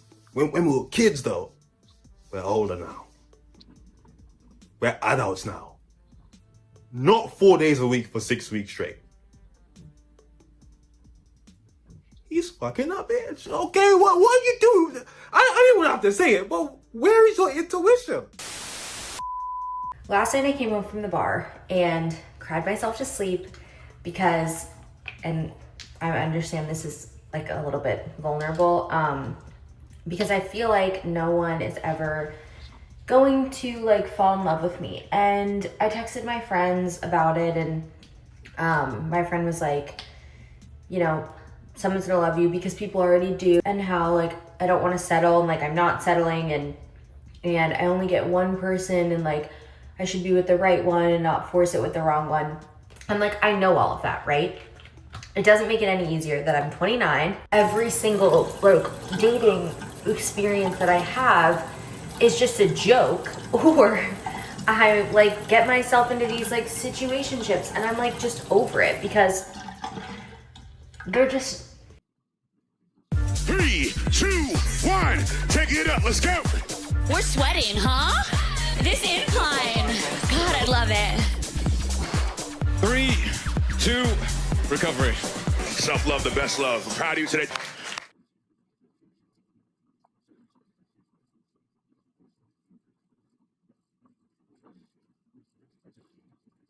Life moves fast, especially with a family like ours. Sometimes things break, and it can be hard to keep life in focus.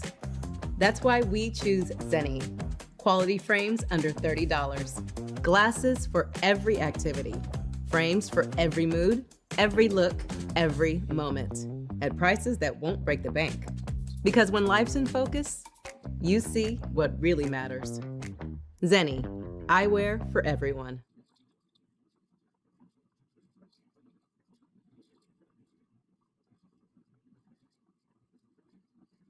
It makes you like wonder why you're not good enough for the real thing, right? And like I've been dealing with this my entire 20s. It's nothing new. My friends have always been in relationships. I've always been the single one. But when it gets to the point where like I'm just wondering if I'm gonna get married or have kids, like I start to worry about it a little bit. And like, I don't know. I guess I thought that at this point in my life, like I wouldn't still be feeling this way. I just think it's important to like share moments like that online because I don't know, we see all these trends about like marriage and picking the girl up off the side of the street, but like I don't really feel like I see a lot of this discourse online. Videos like this that make me feel like I should be a female dating coach. It is honestly, you know what I'm saying, side hustle piece. Maybe I'm being ignorant, but it just feels like it'd be so easy to get these women into relationships. And I'm talking good relationships with people, you know, who they align with. What I would say though, this whole never settle business, that's totally fine. You shouldn't settle. The only problem with that rhetoric is when it comes to finances, because then it's not about settling, it's about being realistic. It's about reality. If you put a number on the level of man that you want to date, it's just gonna make it infinitely harder. Where are we actually meeting men? Like, genuine question, where are you meeting them? Because I work from home, so there's absolutely no chance I'd meet someone at work. And the gym is just categorically off the tables because I've been there, I've done that before, I'm never doing it again. And if you ever catch me dating a man from the gym again, please just take my membership away because I should not be allowed anywhere near a gym in that case. Going to the shops, the state I go into the shops in, I don't even think they should allow me to enter the shops. So it's not like I'm gonna magically bump into a man on the street. So where exactly are we meeting men? And please don't say dating websites because I've given them a go before and it just does not work. It really gives me the ick of like meeting up with someone from a dating website. I don't know what it is. It's just like, why am I on this and why are you on this at the same time? Which I know people meet the love of their lives on dating websites. I know and I get it, but I just want to meet him organically. You know, we bump into each other, we fall in love, and I fear that I might just be deluding myself into thinking this is going to happen. Is this a movie? Just want to bump into him and fall in love. Is this Right. Lifetime? Early 2000s rom-coms? This ain't that and that ain't this, okay? Most people are meeting online. If you don't want to meet online, cool. Just understand that you are limiting your chances. There are places that you can go to where men will approach you. But those probably aren't the places you're going to meet your husband. People would meet up back in the days on the street. You see a thing on the street, you walk up to... That's not our reality anymore. So, yeah, jump on Hinge or something. Tinder. plenty of fish. The older I get, the more I realize, the more you improve yourself as a man, the less dating options you actually have. Let me explain. If you're a dude and you have a good career and you have your own place, you're in shape, you're ambitious, maybe you're doing content or have another business on the side, you kind of need someone that's special. Like, if you met a girl and all she brought to the table was her looks, and all she wanted to do was travel and party and do rich people shit, like, it's just not gonna work out. Like, your lifestyles are not gonna align, because becoming exceptionally successful is so hard that you either need somebody in that traditional support role that just believes in you 1000% and is just grateful for whatever you can provide in the moment, or you need someone that's also in the trenches, whether that's with you or doing their own thing, and they'll just understand the realities of the grind and like what it really takes. The problem is both of these types are already rare on their own, but they also have to match your physical preferences. So yeah, as you raise your standards for yourself, you're also going to raise the standards for who you allow into your life. And if you keep going, there's just going to be less and less people that are going to meet those requirements. This is the other side of dating. Like, there are men like this. And I reacted to another Asian guy who had the same mindset. And there are men out there like this. They want a woman on their level. And I don't think there's anything wrong with it, obviously. Men who think like this will have a harder time dating, because there are less women who do the traditional role, and there are less women who are going to be on your level. But for a lot of men out there, they don't really care about that shit. I'm going to be honest with you. As long as you guys have the same values, the same morals, the same beliefs, she doesn't have to be super ambitious or grinding. She just can't be a liability. Want a career in data analytics? A Google Career Certificate can help you learn programming languages like SQL and R, and industry standard tools like Tableau, so you'll have the skills you need to land a job. Enroll today.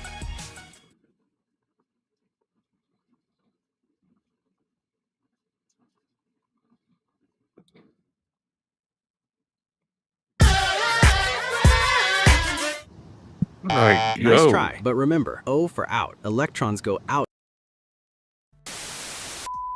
And I'm gonna tell y'all just like this. Most of the best men, even the best ones, will switch up on you after you have that baby. So what I'm gonna tell y'all is never let anybody impregnate you that does not have any money. Either that or you better have a boatload of money. Because if not, baby, you're gonna be Les Miserables, okay? Because at the end of the day, I don't care what I'm going through. I don't care who done put me through it. That money is going to allow me to buy a plane ticket. That money is going to allow me to go on a vacation. That money is going to allow me to get my hair done, my nails done, my facial, and my massage, and keep my makeup tea and hit them all up and do some serious damage. Money can buy peace of mind. Money can buy happiness. Never let anybody convince you otherwise. Never let anybody convince you that you can raise a family and you can build a life on thoughts and prayers and dreams. Because you cannot. We live in a capitalist society. If people are encouraging you to reproduce with people with no money, specifically men, because they're going to do you both, whether they cheat on you, I'm not telling you that all men are cheaters, because they're not. They will break you down in other ways. When you're postpartum, you have risked your life to reproduce for them. When you are the most vulnerable and emotionally desperate, they will be watching the game. They're going to still hang out with their homeboys. Life is not going to stop for them. You're going to be tired. You're going to be broken. Your back going to be hurting. Your nipples going to be cracked. And life is going to continue for them like nothing ever happened. That's when your nipples are going to be cracked. It's hilarious. The psychosis you must be in to believe what she's saying. She said most men. That means over 50%. That means you have to be ignoring what you're seeing in society. So you have to be ignoring the fact that most people who are having kids in couples. You have to completely ignore that. All the relationships you see in the real world, you have to ignore all of that and only focus on your worldview and the people around you. in order to believe what she's saying. If your message is, women, make sure you're financially stable before you get pregnant, nobody's going to disagree with you. But the fact that you have to fearmonger first by talking about how most men are going to desert you after you get pregnant with a straight face. Right. It's just stupid.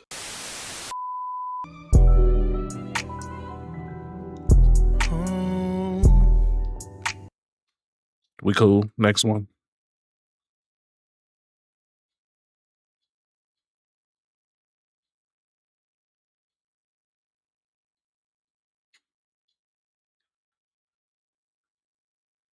It wasn't secret. It's your birthday. What you want to tell me? What you want to tell me? I don't want to tell you. I want to ask you something. What you want to ask me? Oh, no, you ain't going. You gonna say no. It's your birthday. Who knows? Today is your 93rd birthday.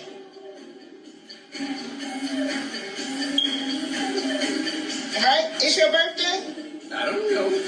Yeah. We know what he finna ask her. He finna say some freaky shit. These old dudes don't be playing with these nurses. I wonder if that's a part of the training. Now you know Mr. Johnson, he gonna say some things, you just have to ignore him. You're 93 today. Yeah. 93? Yeah, happy birthday. Thank you. So what you want to do for your birthday? Mr. Russell, be nice, be good. I'm being good. You ain't me a person and I am. Oh my God. She said, Mr. Brussel. Mr. Brussel trying to take you on a no-denture adventure. Y'all tough as nails. You can take me into jail. I really don't get at this point. I got called because somebody wasn't paying their bill. That's Is that me. you? Why haven't we paid our bill? Because the guy was supposed to show up and he didn't.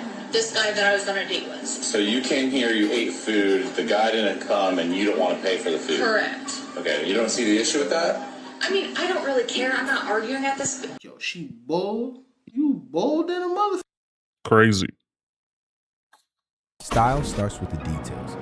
The difference between mid and next level, a real gold chain that hits. Lifetime guarantee. Over 36,000 5-star reviews. She ain't even trying to beat the allegations. Yeah, I came here and I dined and dashed. Oh, so you was just going on a date for a free meal. And he ain't show up, so you decided to get the free meal anyway. She's a savage. At this point, so you can take me to jail. I don't really give. If you don't pay, it's called theft. I'm done with Beaver Creek. You can take me to Greene County Jail. From my understanding, you did this over at Black Rock, too. That's fine.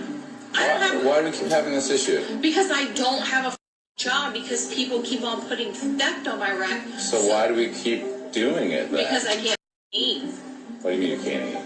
Because I don't have a job, so why is that hard to explain other than selling my ass? I can't eat, so I'm going to keep going to restaurants. So what do you eat? You guys put all the girls in the jails anyway. What? Okay. Yeah, I've seen this video before, but god damn.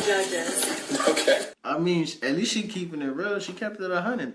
I don't got no money to eat, man. So I'm going to come out here and get this free food. And I'm going to wait for y'all to arrest me and haul me off to jail. And I'm going to get that free food in there, too.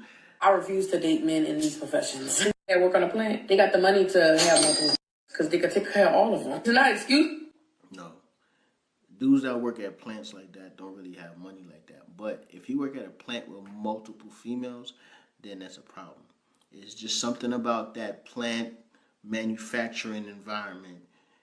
You walking around horny, bro. And then the weird thing is, right, the chicks that you work with, if you didn't work with them and you saw them on the street, you wouldn't even try to talk to them. It's just that y'all there for 10, 12 hours and you just looking at her like, I didn't realize that thing kind of fat. You know what? She alright. You sitting there for 10, 12 hours on your shift, bored as hell, convincing yourself that this bitch look good.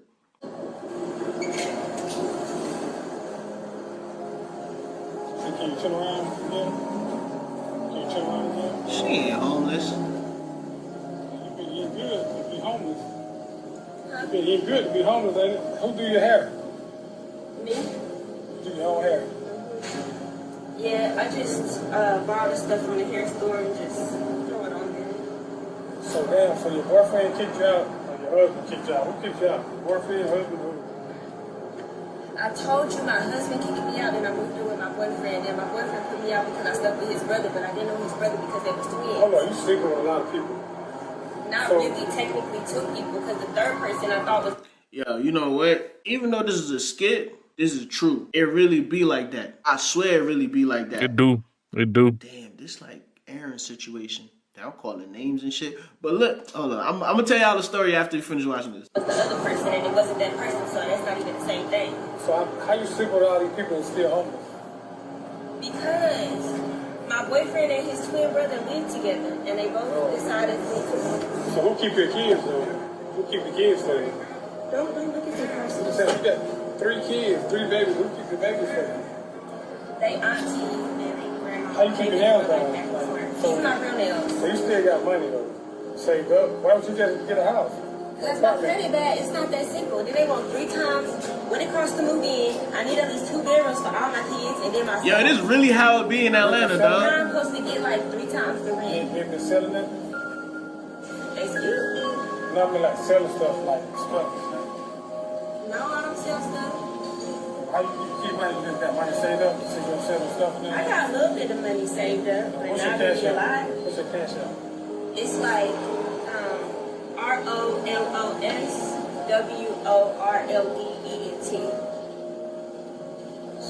ENT, what's that? Like entertainment. Like I be helping people with they promoting this stuff. What I promote? I just want. So that's your.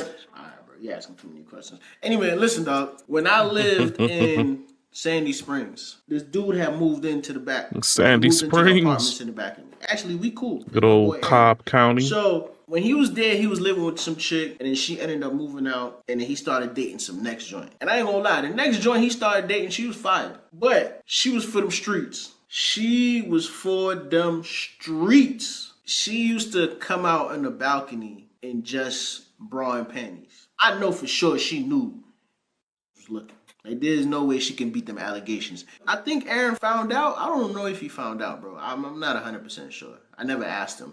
But it was a dude that lived in an apartment complex. The way I met him, bro, he gave me a ride coming down the hill. And then we just kind of became cool or whatever. Anyway, he dropped me to my house, right? And he was like, oh, that's where you live? Bro, I'm hitting some joint that live over here, bro. She live with her dude. So I'm like, who I know live over here? It's the little Indian lady that live right here with her husband. It's an Asian lady that live upstairs. And then it's like some Hispanic people that live right here. But I think the lady is a tranny. Yeah, it was a whole bunch of shit going on. But anyway, I'm like, I think this lady's a tranny. The only other people I could think about that he could possibly be cracking might be shorty that lived back there with Aaron. So I'm like, you sure? He's like, yeah, bro. Little brown skin joint. She got a fat ass. I was like, oh, it's her. Anyway, I don't know if Aaron found out, but he kicked her out of the crib. I believe she went to live with old boy that gave me the ride home. He let her stay with him for like a month or so. And then she got kicked out again. Damn, who she slept with? She got kicked out again because she slept with somebody he knew. I don't know if it was his brother, if it was his cousin, if it was the weed man. I met him again and he was like, bro, you remember old girl? Yeah, man, old boy found out. I think he kicked her out. She came to live with me. I kicked that bitch out, man. She slept with such and such and such. I don't remember who she slept with. I want to say she either slept with his cousin or one of his friends.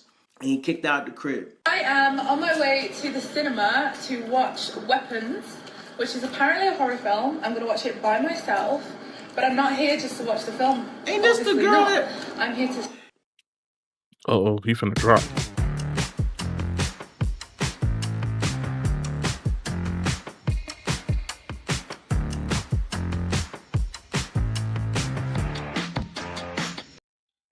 Y'all remember the video of the girl that got caught doing whatever she was doing in the car wash? Even the car wash or the grocery store, and the security banned her? Spray my special all over the cinema. I think it is her. I've never been to the cinema by myself before, let alone to watch a horror movie. But here we are. I actually didn't anticipate going to the cinema without a man to carry on my things. So here I am, carrying... Full carbon fiber connoisseur. Okay, I'm gonna go out and make a film in the cinema now. Making a movie in the movie. Yeah. Oh, no, bitch. You're not about to get me. I'm already fighting against the algorithm. You are not about to do that to me. Did I tell y'all that we're having a daughter? I don't know if I announced it to y'all, but we're having a little girl.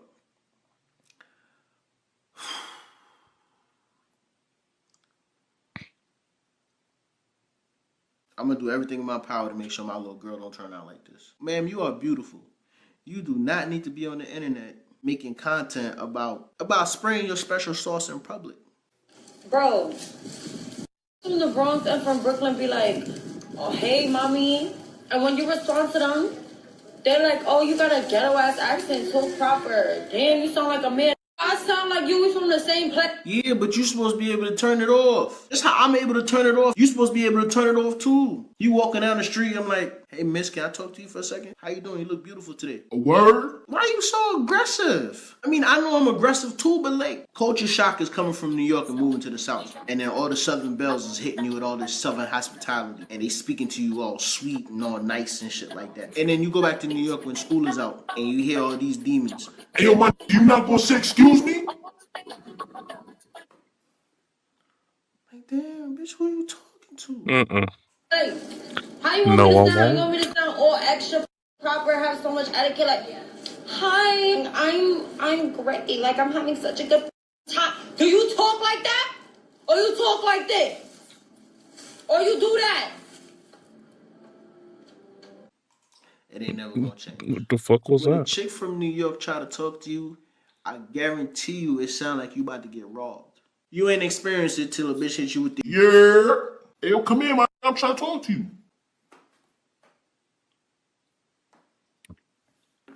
The fuck, man? It sound like you about to make me run my pockets. I hate being married. I long for the day to be single again. The only thing that's causing me to stay and stick it out is because I've been a housewife for 10 years. And to get back out there in the workforce with a mental illness, there's some fears that I have. But I literally do hate being married. Keep it a band though. There's a lot of people that feel like this. It's a lot of people in relationships right now that they don't want to be in. But they in it because it's convenient. On the flip side, there's dudes out here that feel the same way. The crazy part is it's a dude out here that don't like his girl, but because he don't want to see her with nobody else, he gonna stay in a relationship.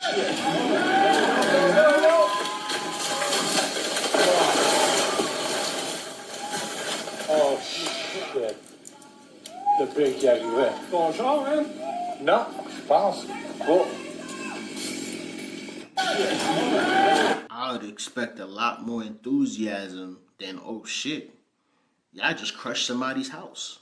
When we was buying houses, that's one thing I was concerned about, was having a tree next to my house. The way the weather has been lately, the heavy ass winds. The other day I was driving to my dad's house and a tree fell in the middle of the road. It fell on all the wires and shit like that. They didn't have power. They didn't have internet for a long ass time. It's fresh taste. I'm too big for this. Oh, you got it. What about the shoulders then? No, baby. Go, suck it in. Lift your arms up. Oh, Disappear. Jack in the box. The fuck? He's stuck. He's stuck. Oh, there it is. Oh, I thought he was stuck. Yeah, I did. I think you gotta do it. I don't have to. You came all the way. And I've seen. And I've seen exactly what I would say. 2% white coming out. This ain't even white people shit. This is apparently how the war in Vietnam was fought. Based on how small that hole is, if all them tunnels were this small and they was crawling around them, they deserve to win that war, dog. Listen, I know some of y'all old heads, some of y'all uncles, some of y'all dads, man, fought in the Vietnam War.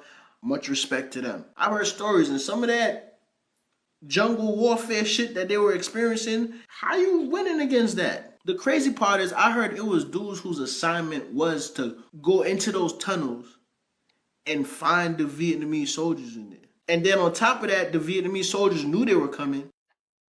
I want to challenge you to create a $373 a day online business with me 100% live.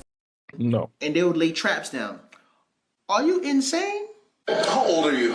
27. Are you single? Yes. Why do you think that is? I just haven't found the right person. But what makes a man the right person to you? I guess just someone who's like honest, nice, considerate. Do you think that being single at 27 as a woman is a red flag? It depends. I don't know. Everyone's different. In your case. Being single at 27 is definitely not a red flag. A lot of us still have things that we need to work on. There's a lot of baggages that we coming with that we probably don't even know we coming with. Who's to say she's not working on herself?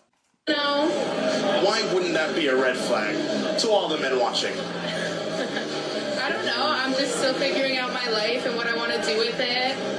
I don't think relationships are the most important thing in life. Yes, they are important, but I also think it's important to figure out yourself first before you... I agree with that, bro.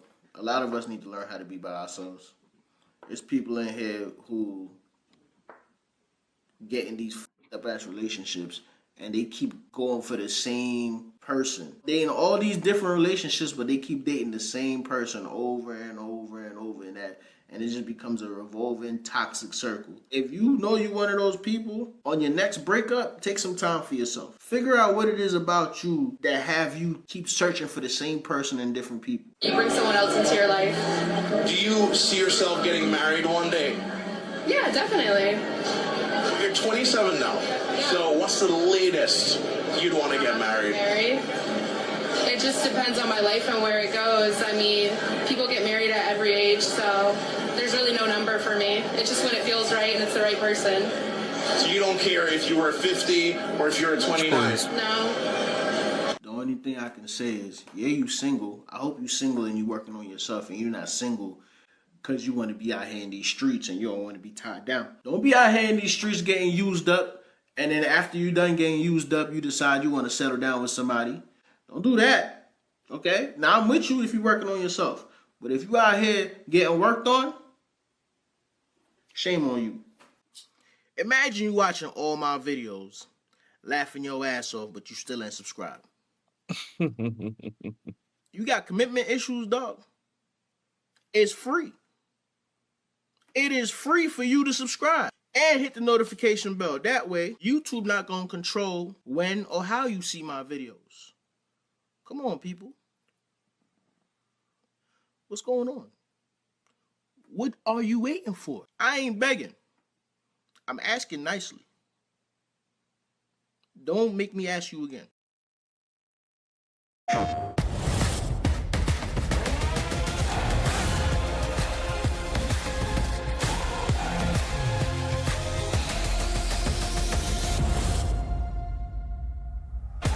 PlayStation.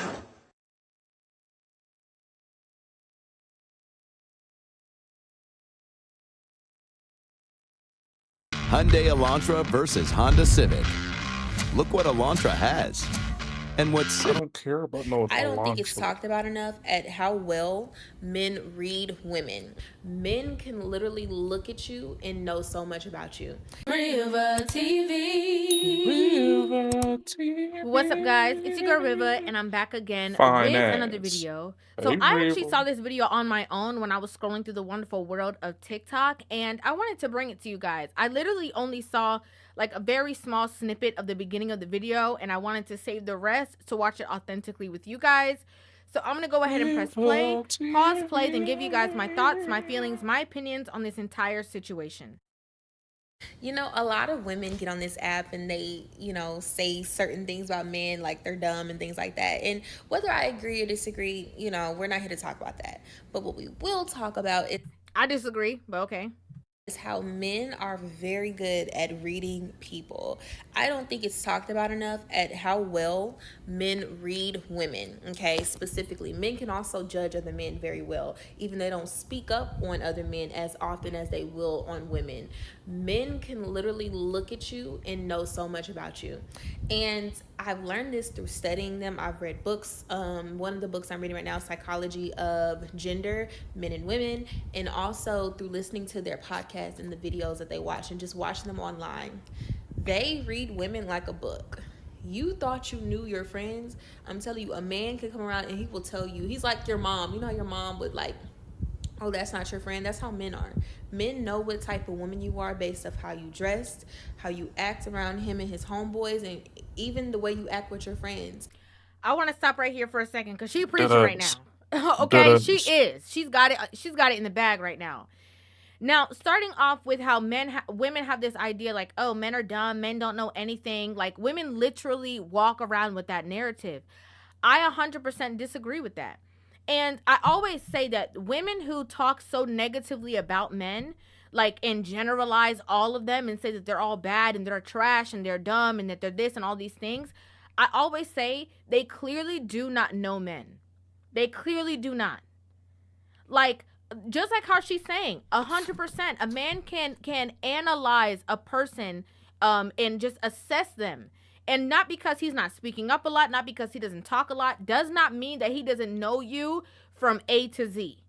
That's why when men speak on the nature of women, it's very different than when women speak on the nature of men, because women speak off of ideology, thoughts, what they think, and men are speaking off of logic, right? They're speaking off of, if 1 + 1 = 2, you act like this, you're doing this, this is the result that we're going to get in the end. And majority of the time, they are spot on. What you post, all of that stuff, they are watching. They are watching you. They are forming an opinion. And might I add that they're usually not wrong when it comes to judging women. They're usually not wrong, okay? And I personally have stopped being friends with women based off of how men treat them, okay? Stay with me, sister. Stay with me. So I had a friend, and I've been knowing her since grade school. Cool person, right? But every time we would hang out and we'd talk about our dating life, she would always tell me about how men were asking her for money. Men were making her pay for the first date or go 50-50, or telling her I lost my wallet, or, you know, some egregious story happened when it was time to pay the bill. Or they were asking to, like, borrow her car or stay with her. It was just always something. And I would be, like, shocked. I'd be like, girl, what are you talking? Like, I would always be so intrigued because I've never had this experience. Like, I've never been told to pay for, or, you know, asked to pay for a date. You know, I don't do any of that. But I would be intrigued. And then when I hit 25, it was something that developed up here, the frontal lobe. I was like, oh, the reason why they are asking her these things or treating her this way is because of low self-esteem. And then I started to see it. I started to see it in the way she walked and the way she carried herself in the decisions. I started to see it naturally, right? And then I had another friend, cut her off too. Every time we went out, it was like men just naturally spoke very dirty to her. I'm talking about, like, they were just very, like, I'm not gonna say they're aggressive, but they were just very sexual with her. I want to stop right here for a second because I do want to touch on what she's saying. You see, I always say this. I always say that they say that women are the reciprocators, right? Technically, in a relationship, both people are reciprocators, okay, if we want to be technical. But a lot of times, I always say that a man is going based off of how you present yourself. If you show, you know, nice qualities, girlfriend qualities, he makes you a girlfriend. If you show wife qualities, he makes you a wife. If you show motherly qualities, he makes you a mother. Like, people think it's the opposite. They're like, oh, you know, women are the multipliers, and in ways we are. But I really believe that it is based off of how the woman presents herself, and that is how that basically says what kind of man you're going to get out of the man. Right? Like, I don't believe that a man acts one way across the board with every woman that he deals with. I believe that based off of the woman that you are will say what kind of traits you're going to extract from a certain type of man. And so in her talking about her friend that had the low self-esteem, it's like, oh, that's why guys treat you like this. In the friend that she's talking about that she's overly, sexualized, is obviously based off of the way that she is either interacting, eye contact that she's making, something that she's doing, why she's getting certain outcomes that she's getting. And so it seems as though this woman is now understanding, like, oh, this all has to do with you. Instead of women have the mindset like, oh, it's because these guys are bad and these guys are trash. No, maybe the what you're getting out of the situation is a reflection of how you are presenting yourself. Style starts with the details. The difference between mid and next level, a real gold chain that hits. Lifetime. Off the rip, didn't even know her. Now, mind you, she did used to tell me, about some things she used to do, whatever, blah, blah. That's her business. But, like, for men to even pick that up, I'm talking about on the first meeting, and they're, like, being very, with her, and they wouldn't do that to me or the other girl that we used to hang out with, our other friend. They would only do it to her. That's because they could pick up that spirit. I'm telling you, men can read low self-esteem, low self-worth. They can read if you want their attention. They can read it all. Men are so good that they can read a woman, even if she's in a precarious situation, they will still be able to decipher if she's a good woman or not. That's how good they are. Now, off of face value, if you walk like a duck, quack like a duck, they're going to consider you a duck. But then they might be in situations where they're like, oh, you were surrounded by ducks and raised by ducks, but you're actually a swan. You're actually a little bit different. This is a different type of breed. Hence why there will be, some women who, like I said, have been in, had a tumultuous past or whatever the case is, and they're still able to get into relationships or to build positive foundations in their future. And the reason why is because of the traits of who they are after a man has gotten to know them. Men are very good at seeing things for what they are. No fluff, no additives. Seeing a woman in her truest nature. Some of them are so good that they don't even have to have a conversation with you, sister. So what you post matters. What you wear, it matters. Yeah, what you post definitely matters. And how you move in the world, it matters. Even the conversation. I had a few videos back. I told y'all, watch what you say. Stop sharing everything. Be careful of what you say. Only say the minimum. I'm not saying you lie, but he don't need to know all of that. It's quite frankly, it's none of his business. But I picked that up on watching a lot of men podcasts and things like that. Like, as much as I would like to get on here and say that they be over exaggerating, no, they're very good at reading people. They are very good. Even when they read each other, even when they read another man, men know when other men are full of it. I mean, look at the situation going on right now with the guy who is a baby mama maker. Look at that situation. Look at how the men are chiming in. They're very good. And I suggest to all the women out there who are actively dating and seeking relationships with men. And I suggest to the women who are actively dating and seeking relationship with men, I'm only talking to y'all. I suggest you get on and listen to some of these podcasts that they're listening to. Not the podcasts where they're pandering to women, but the podcasts where they're talking about women and they're talking about the women that they do and do not like. And I'm not asking you to subject yourself to what they do and not like, whatever. I'm asking you to listen to how they describe women. Listen to their experiences, and that will tell you a lot about how they assess you. They are very attentive. Men are very attentive. And it taught me something just in watching them. And I don't care about their opinions about, certain stuff, whatever. It's about the detail. It's about being able to read people very well just by how they walk and talk and how they answer questions, because nobody is different. I want to say this. Two things I disagree with. I disagree that you should not be open and honest when you are in the dating phase with somebody. No, here's the thing. If you're going on a first, second, third date as a woman with a man, I don't think that you need to spill all your guts on the table. I don't think you need to do all of that. But I think that once it develops into something that you see a future with them, I think it is important so that they know what they're getting themselves into, the same way that you want them to be transparent and you know what you're getting yourself into. That's one. Two, I think that it is important to hear the consensus of what men do and don't like. I think that's important.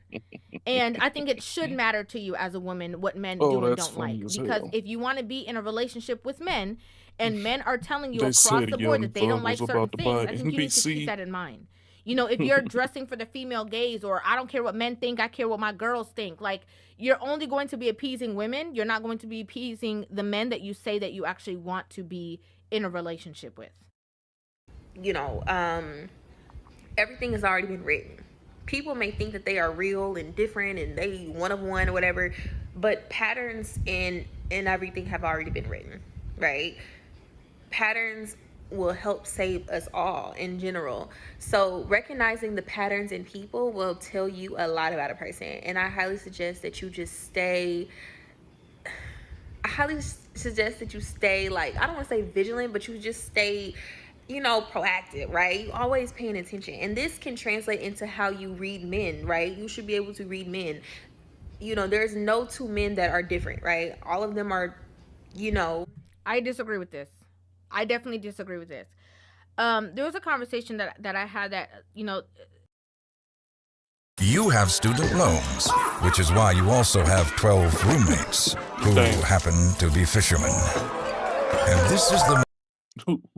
Somebody was saying that they feel like there's only like maybe 5 or 6 different people in the world, as in traits, personality, stuff like that. And then like after a while, like, you know, that's why you can work at one job and say, for instance, you go to another job and you can identify like, oh, that this person would technically be this person from the last job. Like their personality traits are extremely similar, and you go to a different job and the same kind of thing. But people are different. But if you know the basis of how to analyze people and listen to the things that they are saying as well as the things that they're not saying, body language, energy, and all those things, then you will have the ability to truthfully understand what it is that you're actually getting yourself into. And so, but I don't agree that all men are the exact same. That's just not true. They might have, you know, similar traits, but they're not all the exact same. You can't paint men or women with one brush. That just isn't realistic. There's groups and, you know, things like that, but men are the same. Like, you know, they all have their little groups. You can tell that when a man is a good guy, or you can tell when a man is, you know, going to waste your time, or you could start to pick up on this as you start to, you know, pay attention and analyze them. But I'm gonna have to give it to them. Men are very good at reading people. Go ask your homeboys, go ask your brothers, go ask your uncles, men that are going to keep it real with you and that won't sleep with you. Ask them about how they read women, and I'm telling you, they're so good at it. From broke to poor to rich to everybody, all of them, they're very good at reading women. That's how they can single some of you out to take advantage of, or to, you know, finesse and get things out of, because they can read you very well, like a book, actually. Yeah, and that's why, like, even when it comes to like negotiations and stuff like that, like, men are really good. They know what angles, what things to say. Like, men are just good at logical things. They're really great at that. That's their strong suit. Where women are more emotional and sometimes less logical, that's their strong suit. They can see something. They're very they're like a database, right? Like, they can just analyze, group things together, figure things out, put the puzzle pieces together. Hence why, as a woman, if you understand that men are good at analyzing women, and men are very logical thinkers, and men are usually on point, now let's just play back all the things that men say about women currently. Just think about that. Just think about all the different conversations, the podcast, whatever. Let's just think about the situation and the air that we're in right now currently. And now rewind the tape, and just think about the fact that men are great at analyzing people. Now you're going to start looking at your homegirls different. Now you're going to start looking at the women around you different. Now you're going to start looking at trends on TikTok or on social media very differently. Because once you see that, once your eyes are opened logically, it's very difficult for people to throw a facade at you. It's very difficult because you see them coming a mile away. 100%. I absolutely agree with what she said in this conversation. I 100% agree. Not with everything. I told you things I didn't agree with, but I agree that men are very good at reading women, reading people, and are very good at analyzing situations and people. Hence why I always say it is an asset to have a man in your life. It is an asset. Okay? It obviously a good man, a strong leader, you know, somebody who is cares about you and all those things. We can go into that, but it is an asset. It is, because what you can see, you know, from your femininity and from the feminine balance and then having that masculine balance with you, it is like, it's a different ball game when the two meet. Very different. I'd love to know your guys' thoughts in the comment section down below. Make sure you guys hit that subscribe button and give this video a thumbs up. And I will see you guys in the next one. Love you. River TV. If you've tried your hand at trading and investing, do you find yourself glued to the news, watching the markets more than ever before? Welcome back to Chow Time Pod. It's your host, Brett. I got a video today from the Modern King. No, stop. She told her boyfriend is cheat on him, his reaction. What the freak is this? I thought I couldn't read it properly, but then I read it and then I'm like, oh no, the grammar is just bad. Linda, where is my career mode? I deleted it. Okay, fucking with me, bro. That's playing. You need to stop playing that game all the time. You deleted my. I deleted it. What do some of these women, especially ones that make content like this, even want? Or rather, I should say, expect out of life? Because from what I have been seeing, there are some women that certainly want all of the rights and privileges and benefits of being treated as an equal to a man, but only in so much as it suits them. Correct. However, the moment it doesn't suit them, such as having to stand and wait on a subway, they want to shame men for treating them as equals. And in those cases, they don't want to be treated as equals. No, they want to be treated as better, it seems, than men. Or some could argue they want to be treated as inferior to men, as they are apparently too weak to stand. My goodness, I guess we could be setting feminism back over 100 years with that kind of implication, couldn't we? So do you want to be treated as equals, or do you want to be treated as less than? You really can't have it both ways. You don't get off the PS5 right now, I'm breaking up with you. Are you gonna take me on a date now? Before, so I can go find an outfit? What? Are you being for real? Look at me. Look at me. Look at me. He already told you to. Are you serious right now? I'm not no big. Get off. I paid for this. Get off. You know what? You don't tell me what to do.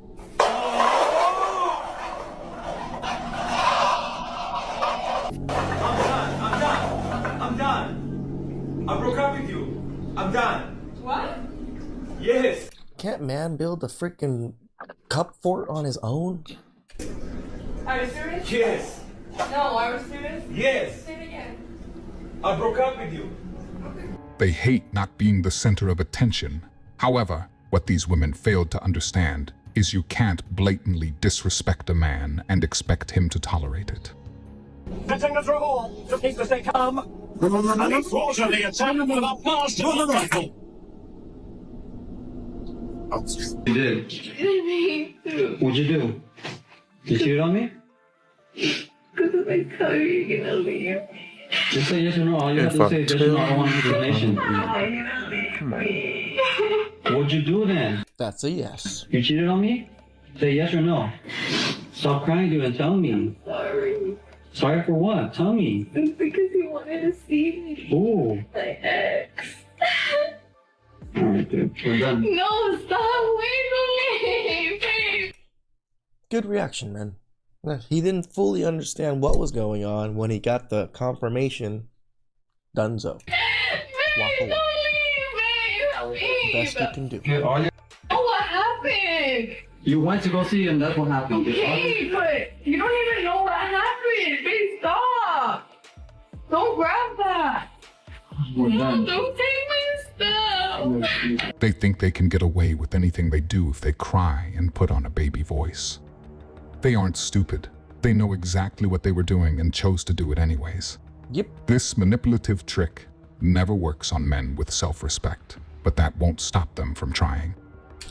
It works on us, but we just gotta train ourselves to not work on us, right? Because it's built into us. When women are crying and all this, we just feel a certain way. You just gotta punch that feeling down. Linda, where the is my career mode? I deleted it. What's that fucking with me, bro? That's playing. You need to stop playing that game all the time. You deleted my. I deleted it. Let's stop playing with me. What? I'm not laughing. Did you delete my? Yes. You need to spend more time with me. Bro, you about to piss me off. You know how much VC and shit I had on here? If I ever heard that you need to spend more time with me and you deleted something or got rid of something mine, you're for the streets. I'm putting you where you back. I don't care. You play that game too much. You better do a goddamn magic trick and get my career mode back on. I said you better do a goddamn magic trick. How? You about to piss me the off. You play too much. What you deleted for? I just told you. Stop playing, man. What you deleted for? You play the game too much. Spend some time. I mean, you come home straight on that game all the time. It's not funny. You know I log on and play this. Exactly. That's why it's still Linda, bro, this is not funny. Get my career mode back when we done like that.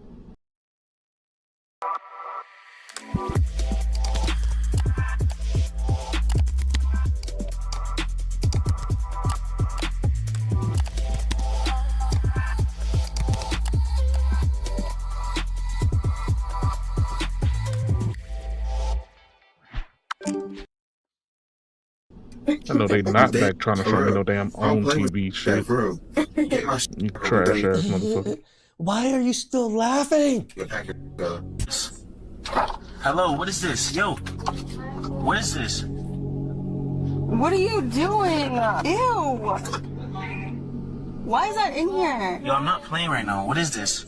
Your eyelashes is leaning like the Tower of Pisa. Your hair is all messy. That's not mine. So what is this doing in the car? Because we don't use. Maybe I lost it along the way. Why would I cheat on? Lost it along the way. The what? Fuck? How did you? You'll be so man of my dream just sitting right here in front of me. Don't touch me. Give me a kiss. Yo, back up. Nobody, I don't even know what's in your mouth. I don't even know where your mouth's been. What? So I ain't kissing you. What? I don't know where you're from. He isn't wrong. So you compliment the way that I write, and I'm not supposed to share my writing skills with nobody else? What? All of a sudden. It's just supposed to be for you this whole time? This whole lifetime? Say to me. It's a prank. Like deleting your play or whatever, but you can get it back. Stand up real quick. What did you just say? You can get it back. How can you do that to me? I can't get it back. I can't. My birthday was yesterday. I'm drunk as bro. You can't like get it back?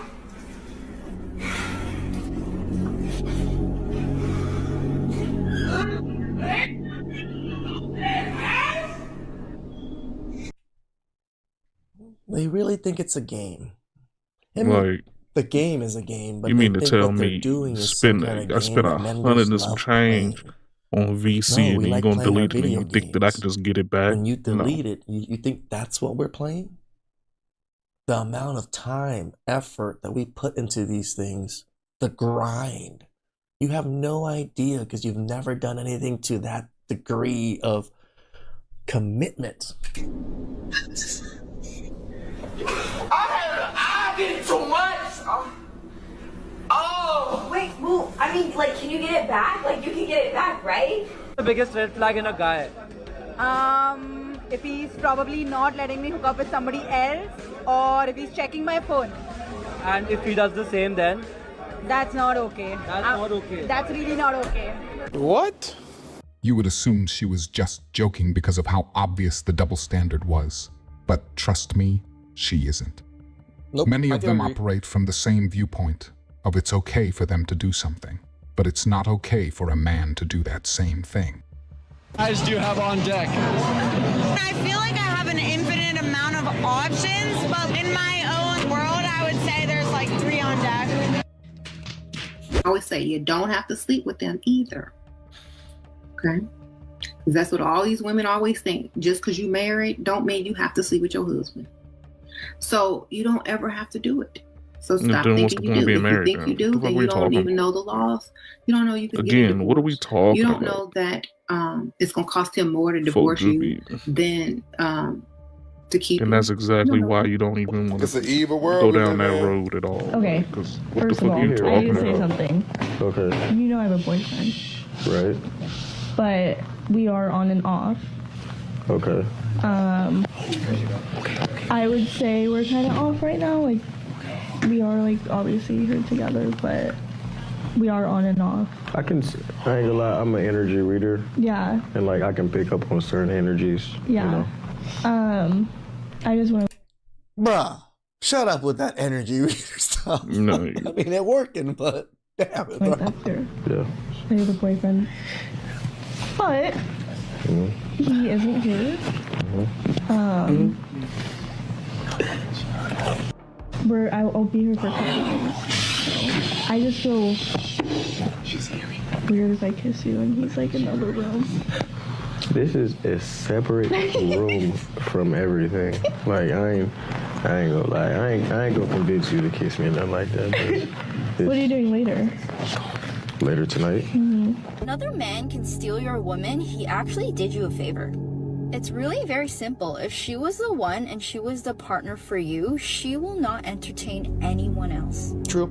She wouldn't be entertaining anyone else because she naturally doesn't want to. She won't put herself in a position to be stolen because she doesn't want to be stolen. In 2025, I'm dating for money, not love. I'm sorry. I'm dating for money, not love. Well, at least you're honest. So why the change? I have always entered relationships with like a 50-50 mindset. Like I'm always ready for like equality. Well, that's good to hear. That's not like her at all. You want equality from others, so you give it to others. That's the golden rule. Makes sense. Even though there is no equality because we live in a patriarchy, so why am I acting equal? Oh, well, that is kind of what I expected. That was it's exactly like her. Anyway, I guess you're not dating for money for traditional reasons. By the way, the kind of men that you can date for money might not also be the kind who want to smash the patriarchy. He looks like he hates the patriarchy. You should get his number. Anyway, it sounds like you don't want equality or tradition. Sorry. It's fine, really. Just tell me, why are you dating for money? Hey, I'm Chris Piasek. Check out the exclusive assets I made for Envato subscribers. I made a font called Fuzzbox with... I've never ever thought that I would be the type of person who would want to date someone for money, but dating for love isn't working. Agreed. I'm not enjoying myself, and transparently, I'm not enjoying inflation myself. is crazy. Okay, so So then you are broke, don't have dusty, a new musty, crusty ideology. You're just giving up on equality because it's too expensive, which is one of the funniest possible sentences. I only have a few good years left in me. Like, I am going to use them for what they're worth. So if I got that right, you want to trade being a woman for money without any of that traditional stuff, while also smashing the patriarchy, which really just means men who are already pretty smashed. I don't know why, but that reminds me of this rude meme about prostitution. See, the joke is that women think they're awesome until times get tough, and then they rely on men again, which is what patriarchy is, isn't it? Isn't patriarchy when you depend on men who deal directly with the Lord? So if I'm following you here, you used to depend on men and we provided for you, but then you wanted to be independent and intimidating, so then you had the government write some laws to increase equality, but then equality was too expensive for some reason. The reason is that you doubled the size of the labor pool, so now you're raising your standards to a man who earns more even though you want to still get paid the same. I didn't even need to leave this page, it's all right here. So that's a real funny definition of equality, that we get paid the same but men have to give more. Several people have challenged me on this, that men give more to the government and women get more. And it's really not hard to use Google. Only men pay taxes, and everybody knew that but you. Here's what that looks like, and here's your net impact. This is what you contribute, and this is what you cost. Meaning that the average woman costs $150,000. And even considering all that, it was still too expensive for you to be equal, even though it's not too expensive for us to be equal, even though we get paid the same, and we have to give more to the government, which gives it to you. So if all that was true, then it would be too expensive for us. And it is. So it's not that lovable guys don't have money, or that guys with money are no fun. There's some overlap. It's that guys with money are just very short in supply. A lot of you are looking for a few of them. In other words, if this wasn't working, then why would this work?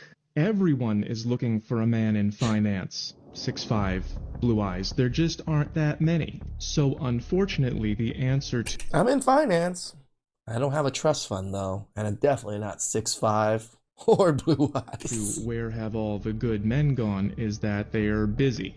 They found good women. So you can date for money if you want. Just remember, so is everyone else. It's so funny that they think raising their standards is really going to get them what they want. No, just raising your standards makes your pool even smaller, but every woman did this. Every woman wants that particular small pool of man. That man gets to do whatever he wants.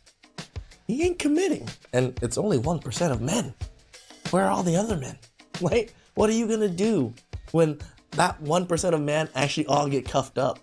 You know, you're going to start stealing each other's man? Probably, right? Come on, please like, subscribe, comment down below. I really appreciate that. And I'll catch you guys next time.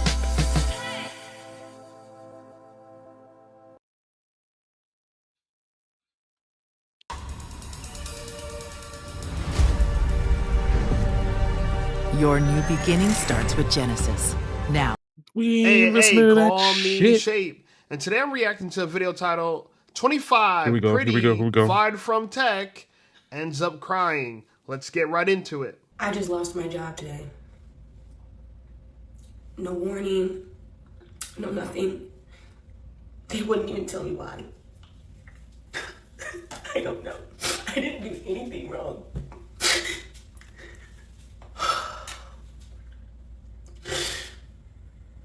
I have no savings.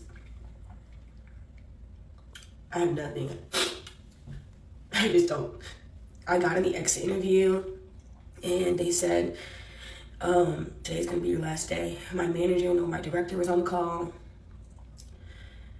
And then they were like, the decision has already been made, so we really don't have anything to hear from you. You're gonna get paid for the one day you worked in August, and we'll give you your commission check, and that's the last of it. And end the call on you.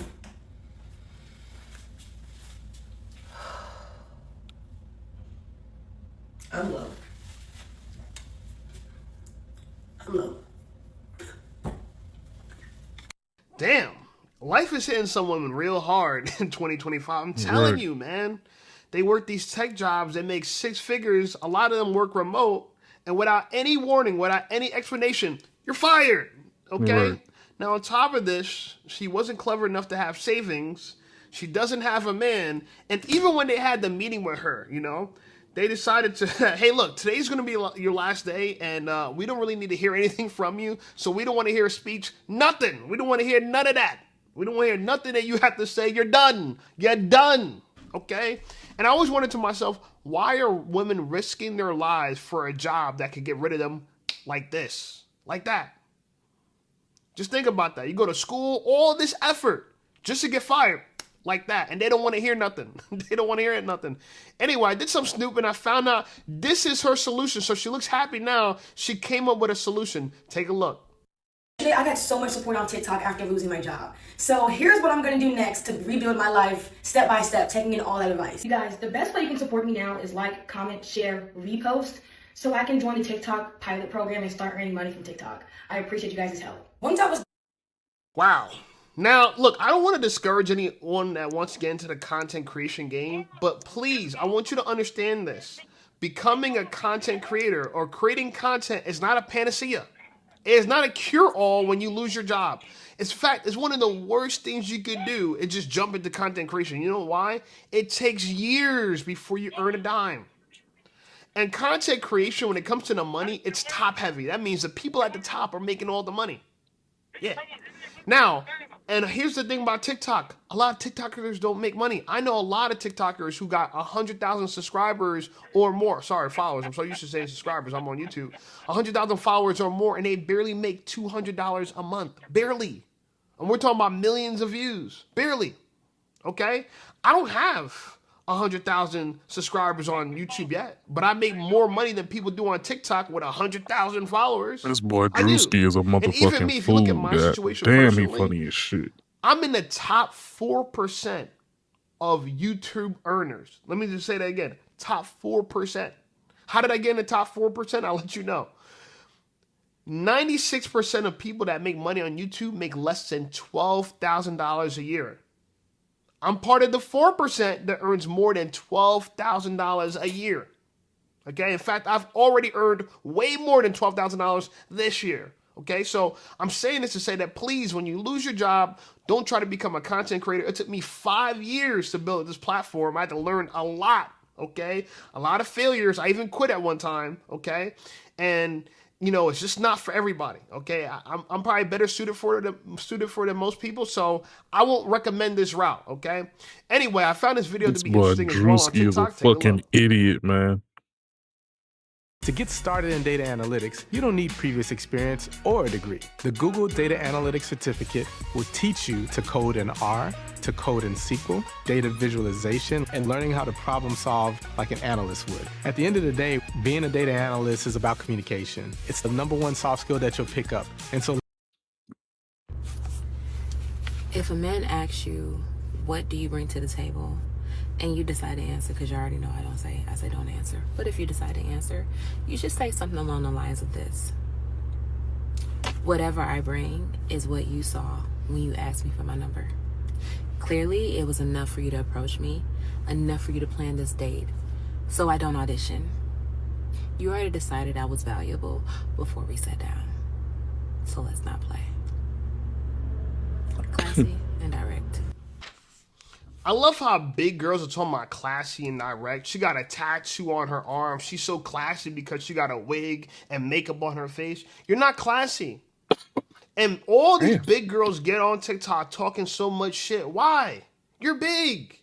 In real life, you can't have that same kind of arrogance. People look at you funny. People don't want to sit next to you in the airplane. You're going to be stuffed up next to them on the airplane. Let's be real about this. But on TikTok, y'all got all the confidence in the world. It's incredible to me. Anyway, I thought this video was interesting as well. Take a look.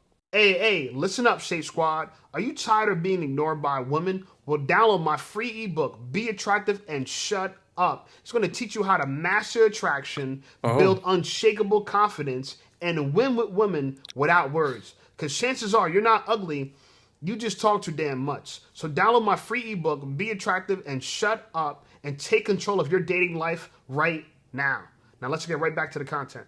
So I used to live in Medellin, Colombia. Yes, Medellin, Colombia, where all the passport bros go. And it's funny. So when I tell men that I used to live in Colombia, their answer determines whether I want to continue talking to them. Most of the time, somebody will say, oh, I heard a lot about Colombia, and I was thinking about going, and I'll immediately tell them, don't go. Trust me, do not go. If you go with your girlfriend, something like that, but don't go with your guy friends. Or they'll look at me funny and say, oh, I've been to Colombia. Why are you going to Colombia? And they ask me like that because they know why they go to Colombia. So they're trying to figure out, like, why are women going? Because the men go for totally different reasons.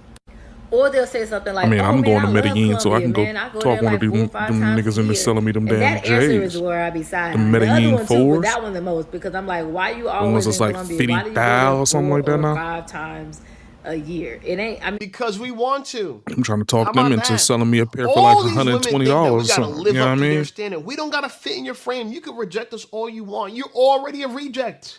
You're rejecting life. You're on a solo trip, living in Colombia. Why did you go to Colombia?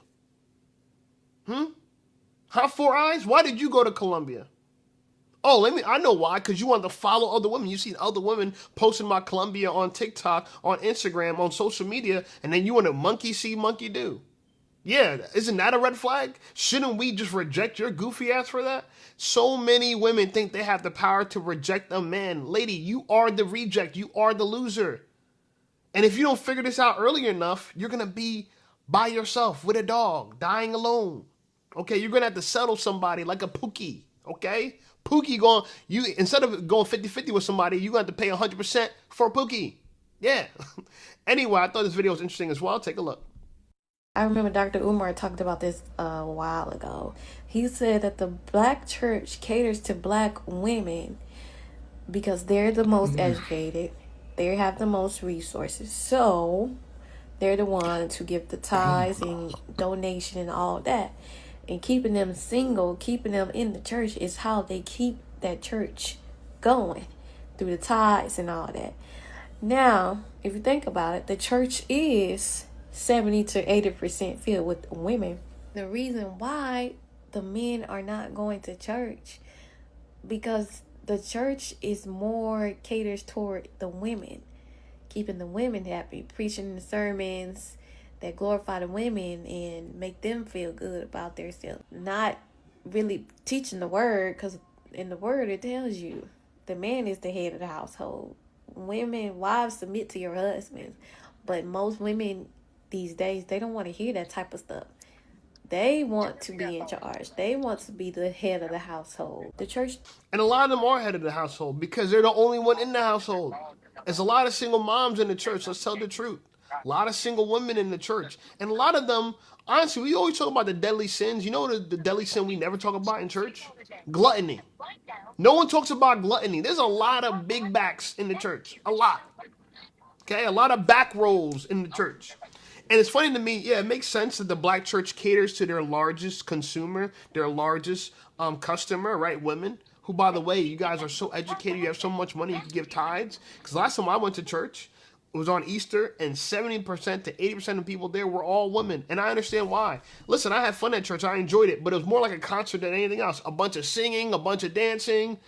You know, very little speaking of the word, very little reading of the Bible. I don't like churches like that predominantly. No, wait, I went to church after that. But that's one of the last times I went to an all-black church. And what I took from that is that, you know, church now, to me, is just a form of entertainment for people. They get up on a Sunday morning and they're entertained by dancing and singing, and it feels good. And that's what I see women there. They go there just to dance. They're dancing in church. They're singing along. It's a concert. You know what I'm saying? So it's wild to me that church has become this type of thing. But hey, you know, it makes people feel better. And you guys are paying the tithes. I guess why not?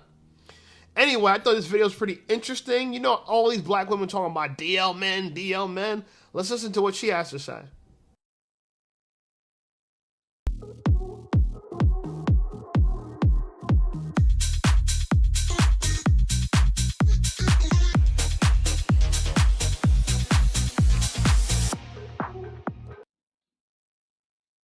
Women who have dealt with DL men will be the first to tell you that while DL men can get it up, they cannot keep it up, okay? And they can't keep it up because they're not attracted to you.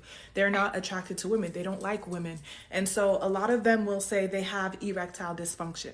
A lot of them will make excuses as to why it can't stay up. They might even blame it on you and say that it's your fault, or that, you know, they're not in the mood, or they're just really tired. Like, they will always come up with these excuses, and they will try their best to also avoid being intimate with you. A lot of these DL men, what they do is, if they are going to be intimate with you, they will close their eyes while being intimate with you and imagine the man that turns them on. That's how they will be able to keep it up, and half the time it won't even stay up. A lot of women will tell you that the interaction with the DL men is not it, okay? It's not it. It's boo-boo tomato. Sometimes it can be okay, but for the most part, there's always an issue. And that's because they're not attracted to you. So of course, they're going to have a hard time keeping it up.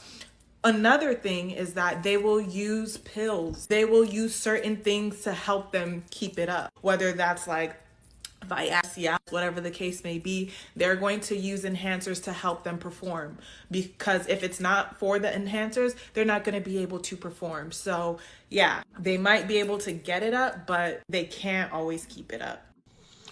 I think her intent was here to smear men, right? Make men feel bad. Oh yeah, all these men are DL. All these men are DL. No, from your anecdotal experience. You think you're projecting your anecdotal experience and saying this is the general experience of most women. No, it's not. It's women like you. Okay? Women like you. And I would ask this question. Why are you sleeping with men who don't like women? I know you want to shame men. Oh yeah, men don't like women. There's men that like women. Let's keep it real. All right? Only 5% of the population is gay. Let's not assume that all 95% of men are gay. Let's keep it real. 5% of the population is gay. The rest of us is not gay. Okay? So when you try to blame ED on men being DL, no, ED is because a lot of men are unhealthy. So you're sleeping with unhealthy men that are older, right? Because 30% of men are over the age 30, 40% of men are over the age 40, 50% of men over the age 50 will get erectile dysfunction. And the number keeps going up in proportion to the age, right? For the percentage. So DL is actually very normal for older men. It's very common, honestly. And this is why me being plant-based, me going to the gym, working out, allows me to be exceptional because I don't struggle with ED at all. Okay? If you have good blood flow, if you eat your vegetables, if you eat fiber, if you eat your fiber, you have good blood flow and you can get an erection. Now, I want to say this. I'd be very skeptical about sleeping with a woman that always talks about she sleeps with DL men. Why? You should get tested. If he's really on the down low, if you really believe he's on the down low, she might have an STD. I'm just saying, you are more susceptible to have an STD. I would not want to sleep with you because all these men are so DL, so you're at a greater risk for STD than most women, in my personal opinion. Now, I do believe there's a reason why she's sleeping with a bunch of DL men, and I found a therapist to explain why. Take a look. A down low man's dream is a masculine looking woman. Hi, my name is Dr. Natalie Jones. I'm a licensed therapist. I've been counseling men and women for many years now who have experienced abuse and those who have also been perpetrators of abuse. And I want to take a little time to talk about, down low men and, masculine women. And so one of the things that I've noticed, again, over my career is that a down low man will love a masculine woman because I think a masculine woman or women with strong masculine features, and one of the reasons he loves that, and I use the word love not in a traditional sense because I think a DL man still has a love-hate relationship with the woman that he is with, if that makes sense. But one of the reasons that he gravitates towards that is because it's really showing his unconscious sexual desires, which is to be with another man, which he won't admit out loud, but he will secretly do behind his partner's back. But having a partner with strong masculine presenting features, whether that be a masculine body, or whether that be a strong masculine face, or whether that be a partner with a lot of facial hair that may grow a mustache or a beard and is okay with that. All of these sorts of things shows what he is unconsciously attracted to.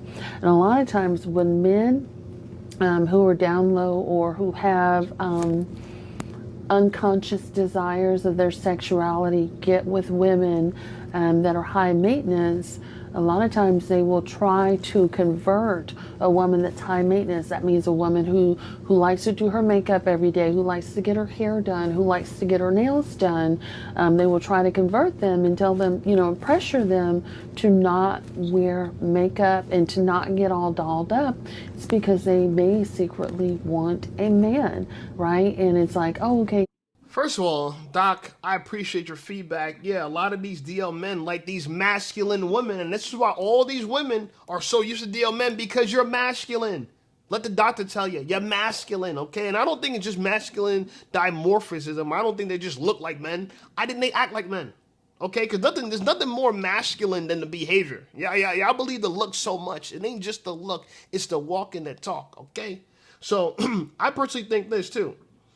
Where's all the female intuition? If women, y'all Right. I can There know you my go. feminine Break it down. intuition. Where's your intuition? You can't tell your man's I'm not DL even gonna lie up to you front. today. I'm not doing How too y'all much in reaction because long-term there's just a relations lot with of a shit man I'm and then agreeing with, find to out be they honest with DL you. later on? You don't find that interesting? All this female intuition, but you can't tell a dude's going to be a loser when you meet him, so he turns you into a single mom. You can't tell a man is DL, so you sleep with him, and you might even catch an STD. You can't tell none of this stuff. That's why the female intuition is bullshit. This is why this idea that women mature faster than men is bullshit. When someone said that women mature faster than men, I think they're talking about the frontal lobe development. And when I personally think, I agree with the premise that maybe their frontal lobe stops growing at a younger age than men. Our frontal lobe keeps growing. But I think what's really happening is that we grow and learn over a longer period of time where women stop learning at a certain age. So yeah, let's say at 32, they're fully matured, and men is at 42. Well, what it really says is that we keep maturing, we keep growing, where women are stuck, arrested development by the time they hit the end of their fertility window. So this is my Rust project. I have 4 terminal clients, all with this chat interface running off one server. And what we're going to implement and one shot is a /user command to list out all the connected users. So I started with a simple prompt to implement a users command. Then I used the prompt enhance button and got an enhanced prompt that I can just give to Augment to one shot. Augment code uses the Augment context engine, making sure that... That's what I think. So I agree with the premise. I don't agree with I the just don't conclusion. understand the whole you knowing really he don't agree with DL the and then conclusion. you still I found doing this video to be everything really with him like it interesting. wouldn't be Take like a look at nothing's this. different. Like I don't understand that. And You here's have the data. telltale signs of people Women are the doing most gay shit educated behind the group in back. America, earning more graduate degrees than any other demographic.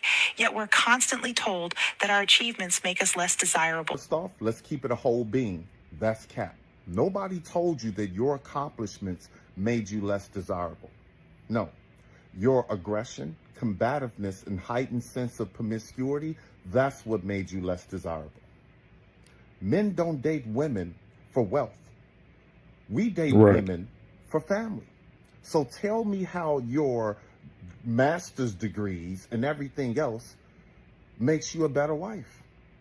And then why are you always trying to compare success and use other nationalities as the metric by which you measure that by? This is a self-esteem issue that I'm finding with some of my sisters. This isn't a black man issue. This is a self-esteem issue, right? You all believe in having hot girl summers, right? You all believe in being saying what's on your mind and being outspoken, strong, and independent. And where has that left you? Independent, right? But those other women, right? Those that don't have master's degrees, some of those that work regular 9-to-5s, they're not like career women. Guess what? You all got the master's degrees. They have the rings. Mm-hmm. Yeah, you got the master's degrees. They got the man. I remember that lady on the famous Kevin Samuels podcast interview, whatever episode, where she was like, "I don't got a man. I got a PhD." You know what I'm saying? I got a PhD. What does that mean? You know what I'm saying? Like, you guys missed, y'all. It's so wild to me, y'all. It's so wild to me. Y'all missed the point. Y'all missed the point. Y'all failed the assignment. You know what I'm saying? You didn't understand the assignment. The assignment wasn't to go out there and prove to the world you don't need a man. The assignment was to go out there and find a man that you could work with and build a family with. But feminism so burnt into your head that all you see is, I could be just like men. I could compete with men. I could get a good job and make more money than they do. And then what are you going to do with that? And then you think God's going to send you somebody, your perfect man, just for you. He's going to send somebody for you. Oh, he's going to send somebody. Oh, yeah. I'm going to show you the kind of man he's going to send for you. Take a look at this video and I'm going to identify it. If coffee dates are low effort, what makes women deserving of high effort? Do y'all actually like women? Because y'all don't do this about nothing else. Nothing else that you desire requires justification. You can plan a nice date for less than a pair of sneakers. Pair of J's right now, Jordans, $160. You can have a decent date for $140, $150. If you don't like the sneakers, I don't see you niggas making posts or writing Nike telling them to justify the price. No, you just move the fuck around. So move the fuck around. Either date women you actually like and willing to put the effort in, or shut the fuck up. If coffee dates... Now let's address the men that God gonna send for you. And I know a lot of women don't want this man. He can't grow a full beard. His beard patchy, right? He got the patchy beard. Okay, he got the neck beard. He got the beard all down his neck, right? This dude wanna be Rick Ross, right? Wanna be teeth all jacked up, right? He got his teeth gangbang, his teeth throwing up gang signs. You know what I'm saying?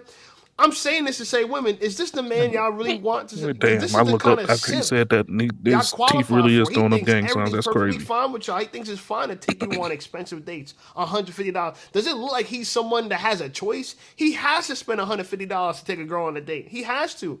Unlike men like me, who women are attracted to. See, men, y'all never been chased by women, so y'all don't understand this concept. But let me explain something to you. The word attraction has a meaning for a reason. Attraction. What does attraction mean? Okay? Because women are attracted to you. They gravitate to you.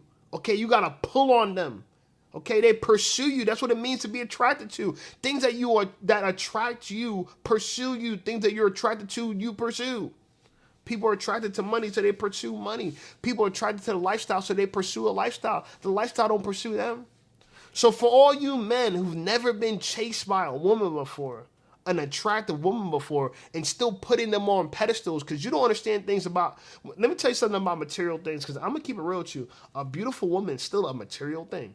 Okay? Let me explain to you how. Okay? That girl who you think is all that because she got a fat ass, nice boobs, slim waist, pretty face, you think she's all that, right? What happens after you smash her? You think for the rest of your life you're celebrating, I smashed a beautiful girl, I smashed a beautiful girl. I'm going to tell you something. This is what I had to learn the first time I smashed a beautiful woman. I was so excited, all this anticipation, and then when I got it, just like that, all of it went away.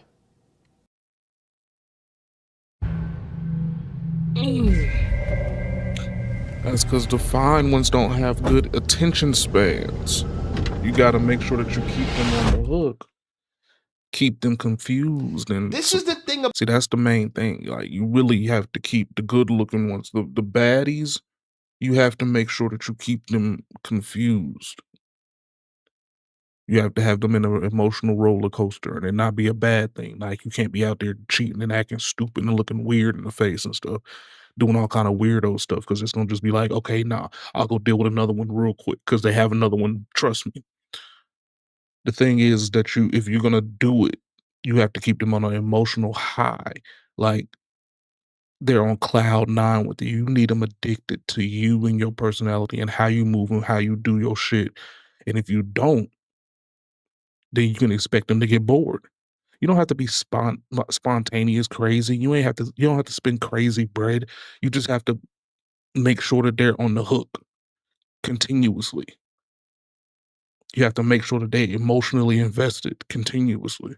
And the easiest way to do that is be your fucking self and let them do whatever the hell they think that they want to do, and then teach them when they don't do what you want them to do that they want to do, and they look stupid at the end of the day. It's the easiest way to do it, man. I mean, it's not hard. You just want to make sure that you put them in that realm of thinking to where, oh, he ain't gonna fuck with me if I do this weirdo shit. If I'm out here smiling in everybody's face and shit like that, he ain't gonna fuck with me. That's why to this day I got 9s and 10s that'll actually kick it with me and not have an issue. Like, if I disappear for a minute, if they disappear for a minute, man, I'm gonna let you run off because I got another 10 over here backed up. If they think that they're just as replaceable as you think that you are replaceable to them, they ain't gonna act stupid forever. They're gonna always come back and be like, man, you treated me right. Da, da, da, da. I don't know what I was thinking. I got this chick right now on my line talking about she was running away from me because how I treated her was so much different than everybody else that treated her however they wanted to treat her, which means that she basically is just getting beat down and left alone. I'll sit back and cuddle with a bitch. I ain't tripping. but I'm not gonna do no craziness to make sure you stay around. I'm not gonna be begging and pleading and bending my back and blowing bread just to keep you around. For what? Doesn't benefit me any. You being around benefits me. Me being around you benefits you. You know what I'm saying? You got to make sure that you draw a line in the sand and to stay your ass on it, man. Stand on business. About material things, the minute you attain them, all the satisfaction disappears. 2 or 3 of them motherfuckers right now The texting me minute, talking about some, man, I miss you. I ain't seen you in forever. so you Yeah, I can't know live you your ain't. life thinking to yourself, "Oh my I God, if I fell get with a back. beautiful world You girl, I'm started gonna be acting so weird. I happy. fell My back. whole life is gonna be." And this is what this guy's thinking. He's chasing. Oh yeah, he's gonna make content to try to get these women. He's gonna spend money to try to get these women. Buy some Right. goofy ass Rick Ross knockoff glasses to try to get these women, and still not get these women. Still not get them. The Even bitches though don't you simp want for them and do you. what they want you to do, They want you. They they'll want still what you rather can sleep do with for me. them.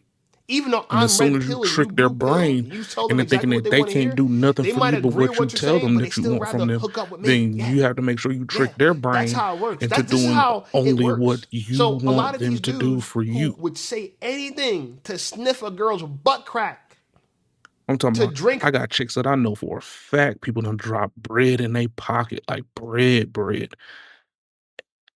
And they keep coming back to me talking about how good I treat them. I ain't spending no bread. Chick right now I got, man, I've been trying to hunt her back down for man. The first chick I cracked in my crib 2 years ago. I'm talking about that thing was dripping, waiting on me to talk to her. I know for a fact, man, I done actually seen niggas send her cash apps $600, $700, $800, $1,000, and they ain't even sniffed the coochie. She wanted to stop talking to me because I didn't want to spend I didn't want to get her $40 to her to do her nails, but I just closed on the crib, so I ain't had no cash on me. I was like, man, just give me a little bit of time, man. I'm getting my money back right. She's tried to stop talking to me. It took her 2 months before she started begging me to hit her up again and try to talk to her again. And I didn't because I'm stubborn and I stand on business. A year and a half later, she on my phone right now talking about some, please, daddy. I just like the way you treated me. You treated me like a princess, but you didn't spoil me and just do whatever I wanted, whatever you wanted me to do. I didn't do whatever you wanted. She wanted her to do. You know what I'm saying? I didn't do everything that she wanted. I did what I could do. I did what made sense, and I did what made what worked out for everybody. And I didn't ask her for nothing crazy. Now she over here talking about how I treated her like a princess and all that. I'm just saying, man, like you give them what you give them and you be genuine about the shit, man. And then most of the time that shit works out in your best interest. All these other folks is going to pay for the time and they going to get the time and then leave you alone. I ain't that kind of nigga. If you Her genuine, dirty that shit bathwater. going to show harder Still than won't have a any chance bread with that her, they get sent. She still won't have a chance with her, yo. But ladies, this is exactly what God sent you. So let me ask you, is this what you want? A man who got bigger titties than you? Who's not even a real man? At least if you're going to look like this, at least be a man on top of that. Right. Shout out to my bigger brothers who still understand the game. Who understand that, man, we got to lead, not be led by women. So here's a man that's going to act like he could take care of you, but in the long term, you got to take care of him. In the long term, he's going to make you a single mother because after he smashes you, if you're a baddie, and he thinks to himself, oh, wow, I could do better than her. And he goes try to go find the next one because he lost all of his satisfaction after he smashed you. Just like everyone does with material things. The minute you get a material thing, it loses all its value, it loses all its meaning to you. Then you're going to realize exactly what I'm talking about. Okay? Just because it sounds good doesn't mean it is good. Just because it sounds bad doesn't mean it is bad. Not everything that feels good is good. Not everything that feels bad is bad. Okay? But that's why a lot of y'all skip the gym because they don't feel good initially. Them cupcakes, them pretzels, right? They feel good. Sitting on the couch, that feels good, right? But in the long run, you don't actually earn anything good. Okay? Anyway, like the video, subscribe to the channel. Channel blowing up. I appreciate you guys. Check out some of my other videos. And I'll see y'all over there.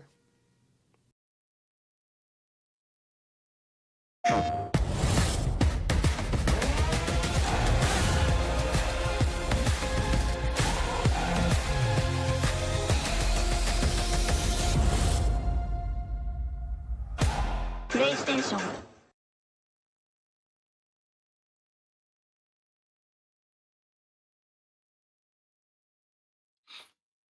We're on the clock. Shine in. Yeah, let's do it. Yep, that's it. Bring it in. Bring it in. Let's. They're wondering how a woman as stunning as you are, that is that the Mel? object Yeah, it of is. so many men's desire, and you probably have the pick of the litter. On February 14th, 2020, Maya dropped a music video with a new song called The Truth. And of course, in this video, she had on a white dress, basically signifying that she married herself. People marrying themselves is not as uncommon as you think. There's actually a name for it. It's called sologamy. These are people who forego marriage with another partner to instead focus on themselves. And this is exactly what Maya did. And when she did it, a lot of people thought that she was insane. And of course, this was revisited on Melissa Ford's podcast just last week. When she came on, Melissa Ford asked her a very interesting question. They're wondering how a woman as stunning as you are, that is the object of so many men's desire, and you probably have the pick of the litter. Basically, Maya, you're a beautiful woman. Anybody would love to have you. Stop the cap. So why would a woman like you never ever get married? It's not even my focus, and it never has been. My mother's an independent thinker. I've witnessed a divorce, between my parents. I've witnessed all kinds of things. In this case, Maya talks about her own personal experience with watching her parents get divorced, and it had a bad experience on her. So because she saw divorce happening in her family, she didn't feel that she needed to follow suit like everybody else. And hey, I can understand it. Marriage isn't for everybody. Right. But that's what she said on Melissa Ford's podcast. Well, wait a minute. Rewind. Maya is not very clear on her position about marriage or relationships, because on one end, she says, yeah, she doesn't want to do it because of what she's seen her parents go through. But then she'll say this. But I also clear up the fact that I'm open to additions, but I'm not here for the subtractions in my life, because I've also experienced that. On one hand, she doesn't want to do it. But on another hand, well, if the right situation comes to me and it adds on me and it doesn't subtract from me, then I might be interested in doing such a thing. Now, here's the issue that I have with people that talk like this. Number one, if you're going to be in a positive relationship with somebody, it's going to have two effects. Number one, it could add on you. Number two, it will take something away, because relationships are about give and take. So yeah, if you're in a business relationship, a personal relationship, you're going to be giving and then taking away, because it's called a balance. Now, what she's trying to indicate here is, listen, I don't have a person coming into my life and adding on me, but I damn sure don't expect that I'm going to add on them. Woo! What do you call a person like that? I call them selfish as F. But then she says this. I'm just on a journey of self-love, of self-care, so that I show up as my best self. And I do believe in a lot of the universal laws and the law of attraction, and making sure that I attract nothing short of the best me too. I'm not on y'all's time. I'm on God's time. I'm on God's time, and I give it to God. Now the future is about her showing up for herself, loving herself. I mean, we always hear women talk about this, if it's not like Tia Mowry or Tracy Ellis Ross, but then she said it's on God's time. If it's on God's time, I'm leaving it in his hands. Now, let me just say this about Maya. She's a singer. She's a great singer. One of the most popular singers of my generation. Did she sit around and wait for God's time before she went into the music industry, or did she actively pursue it? And see, this is what a lot of women say. I'm waiting on God to send me something. I'm waiting on God to do this and that. But your ass didn't wait on God to go to college. You didn't wait on God to go get the job interview that you got or your internship. you're actively seeking those things, and so those things happen in your life. But when you really don't want to do something, you'll sit back and use God as he's the ultimate decision maker on if you should get a man or not. Well, then if that's the case, do you wait on God when you want to go to the restroom? Got him! No offense, but if you still think that dropshipping, trading, or real estate are the best ways to make money in 2025, I'm sorry, but you're already late to the party.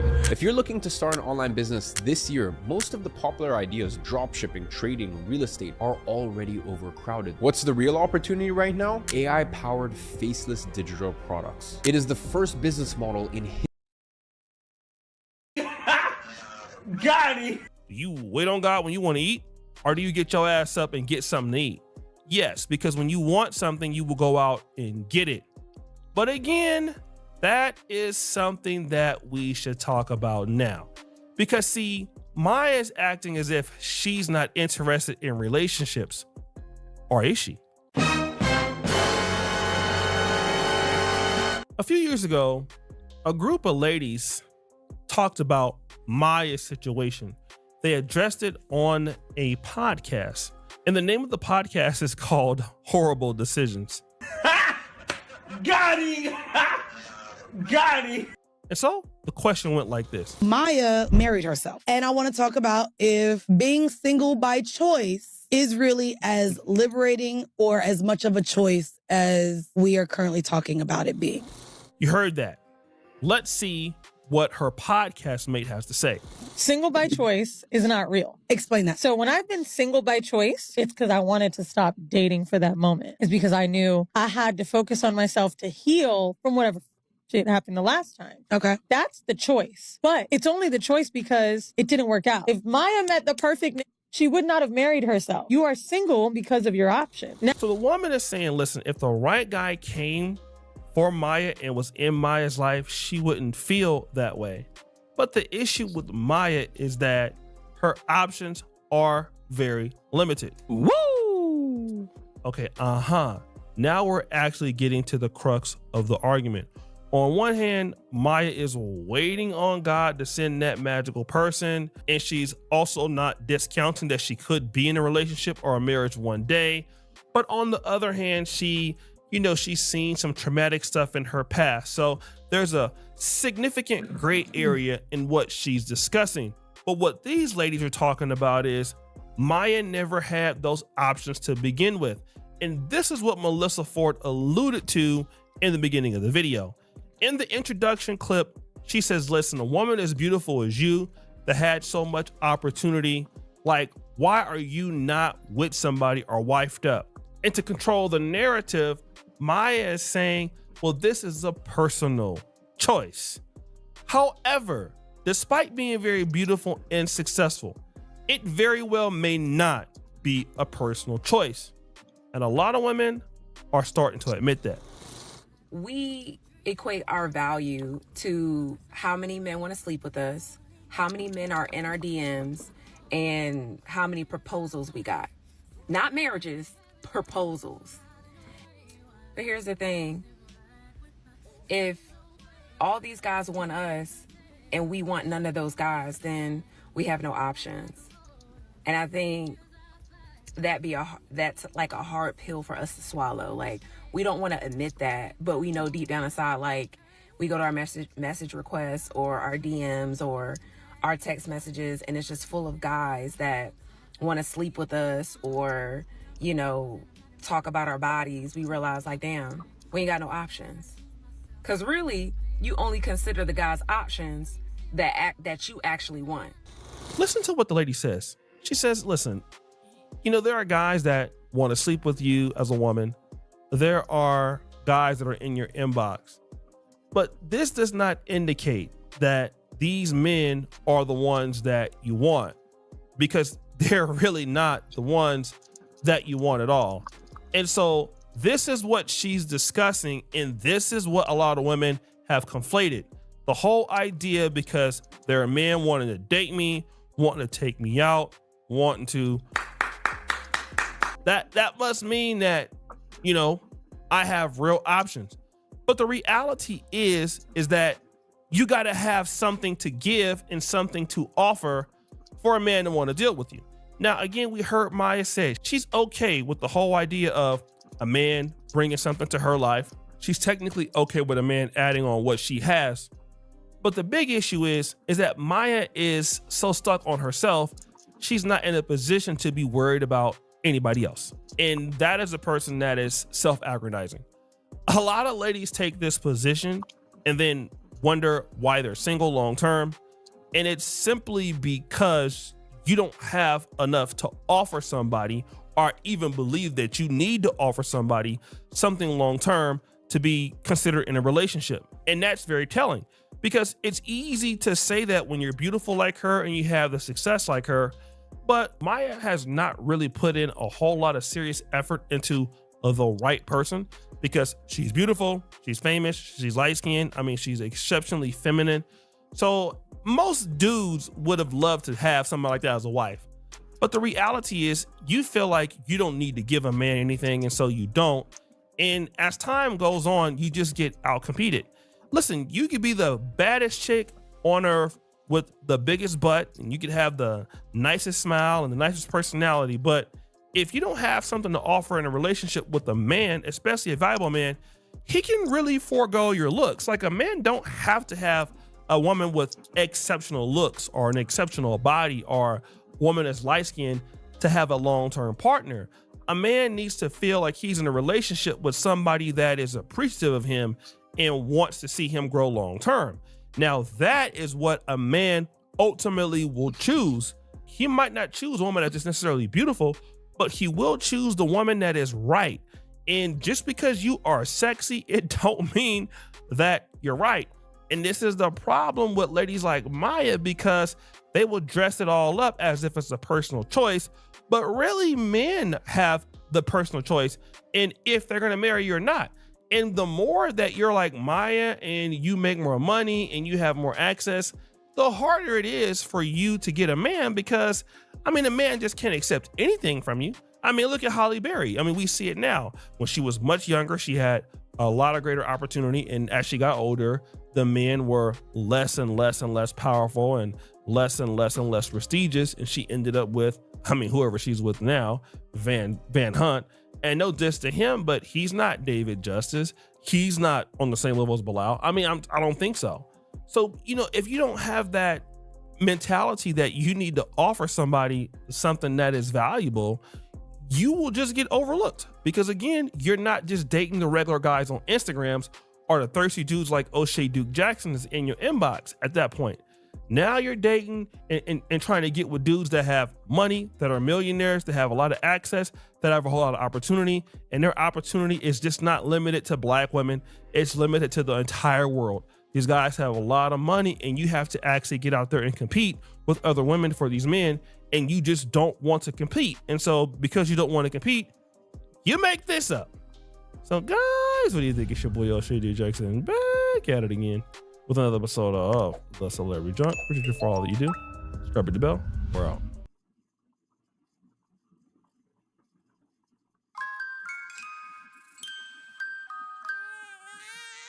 Big ideas don't come easy.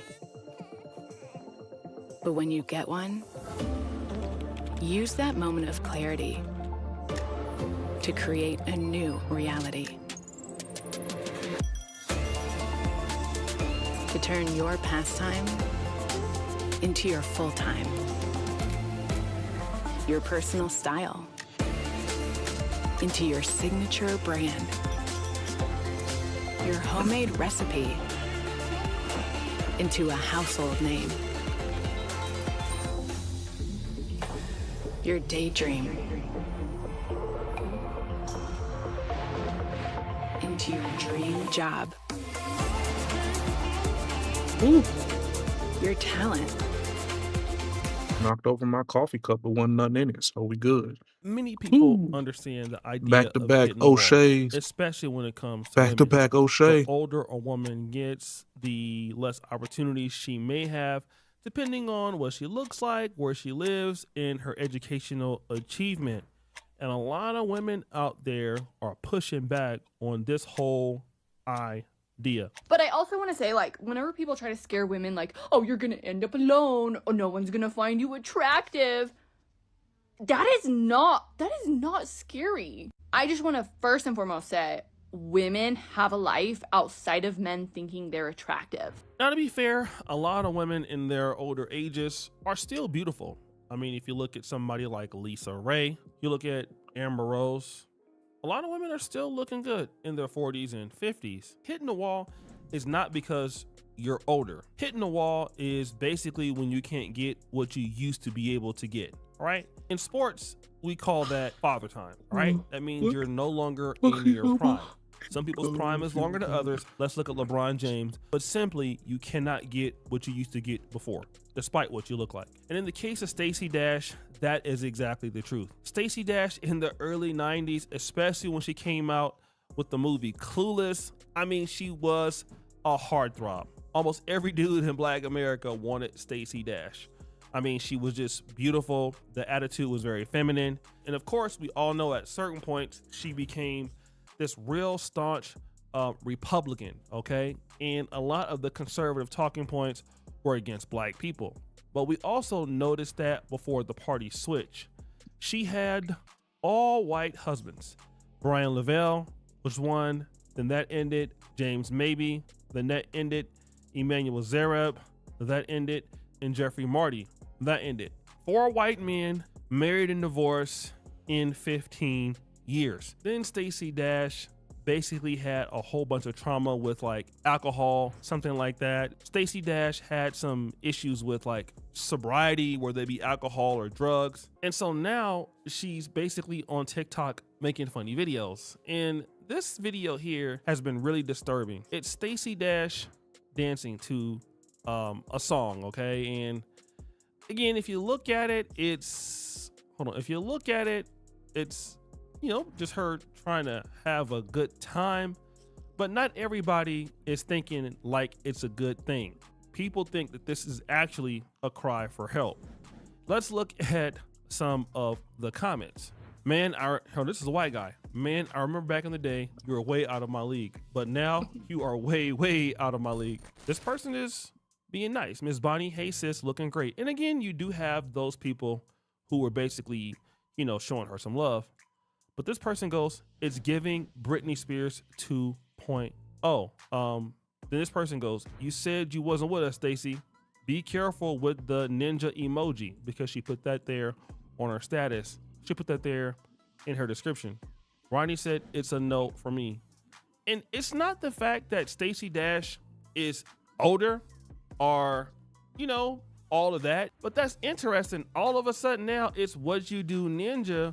And we all know what ninja really means in the Black community, but it's the N-word. But now you over here doing all these little dances and want to be associated with the Black community. And guess what? You over there like hot.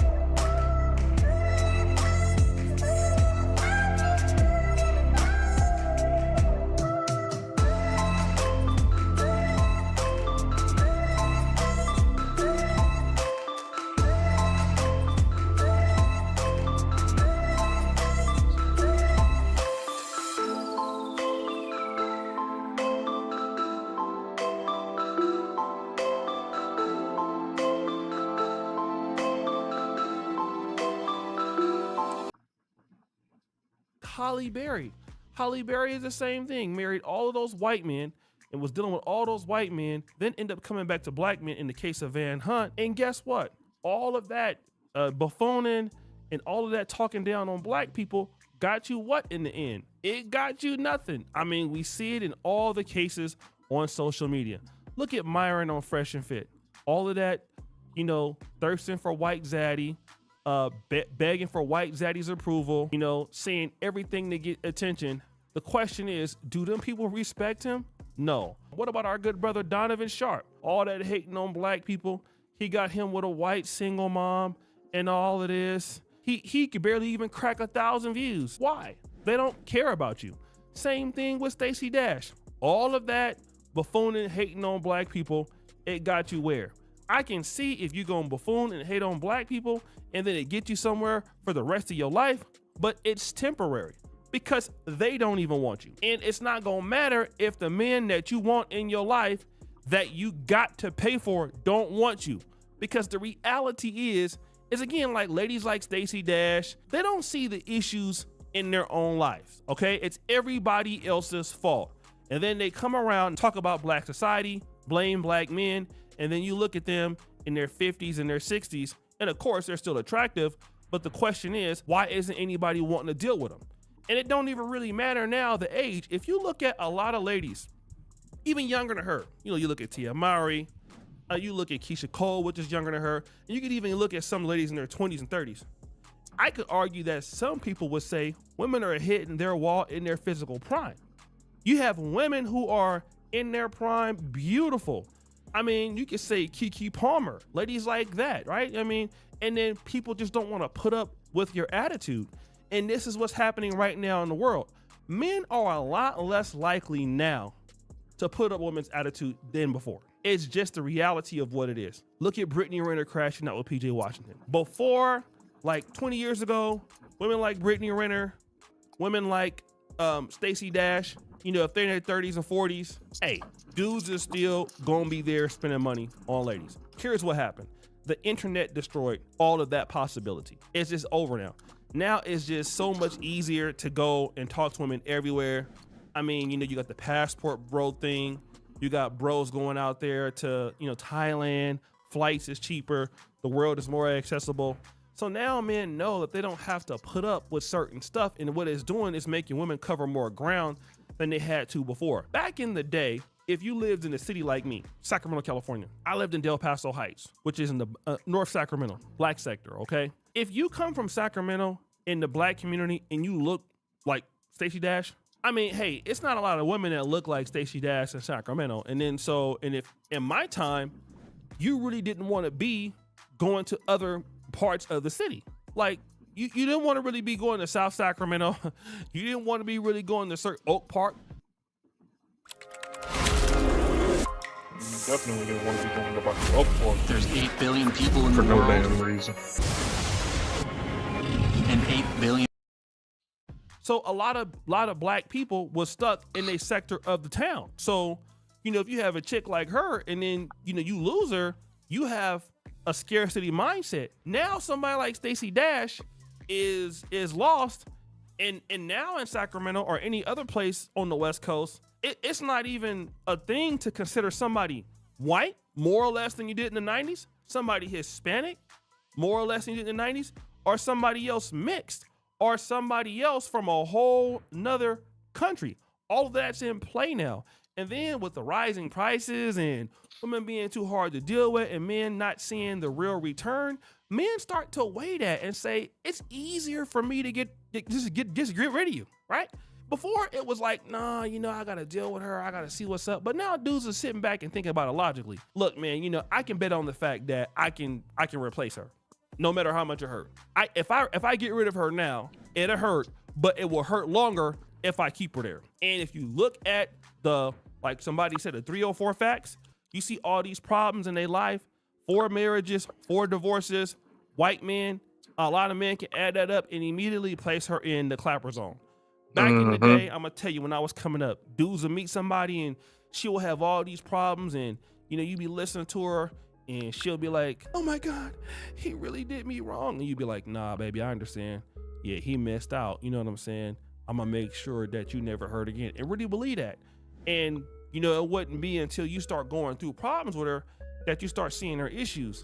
And then now that dudes are able to see those issues, men gonna stay away from that. And so the question is, Stacie Dash, you have 4 white men, all right? And you dancing by yourself, and all of a sudden you do what you do ninja. No, go back to the white guys. You should be doing what you're doing Winja. Where's the Winjas at? Why the white dudes don't want you, boo? Let's talk about that. Why is it that the men that y'all want so much, some of y'all, They don't want to deal with you. They tired of you. Like, if that's your preference should never be tired of you because you prefer them. So now what you gonna do? Switch the goalposts? Now it's all about me. You know what they say now. Well, I'm working on myself. It's self-love. Yeah, it's everything but what it really is, which don't nobody want to put up with your ass. Why is it not that? So now that everybody got hip to the game, they know that you got problems, that you not to be taken seriously. Now all of a sudden you want to start loving on yourself. Ain't that right, Jeannie Mai? Right? They don't want to put no accountability. And then, so is it black men's fault now? That's what I want to know. Where is the black men's fault at? All the ladies out there that got a problem with black men, you stop dealing with black men, or you get your preference of men, you go to a whole nother community, and this happens to you. What do you say? What do y'all say? I want to know what y'all say. Do y'all say, it's all men now? Or do you ever come back and think, damn, maybe I'm dusty. Maybe I need to work on myself. Maybe I'm down bad. Why don't y'all ever say that? Or is it that you don't want to say it? What's the problem? Can we know? Can we figure it out? I'm trying to ask you for real. Like, no, I'm being real. I'm trying to hear to help you. I want to know, why did you still be so down bad after all these years? How are you still down bad? You want to talk about it? Why y'all don't want to talk about it? I need to know. Because if I knew, then we could try to help you. Because how come you have 4 zaddies and zaddies ain't nowhere to be found? And then let me just say this.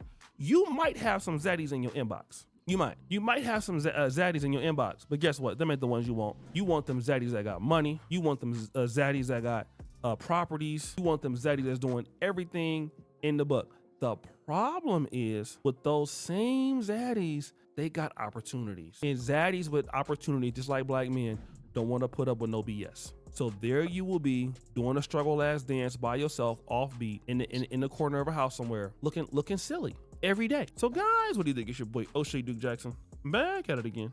Another episode of The Celebrity Drunk. Appreciate you for all that you do. Subscribe to the bell. We out.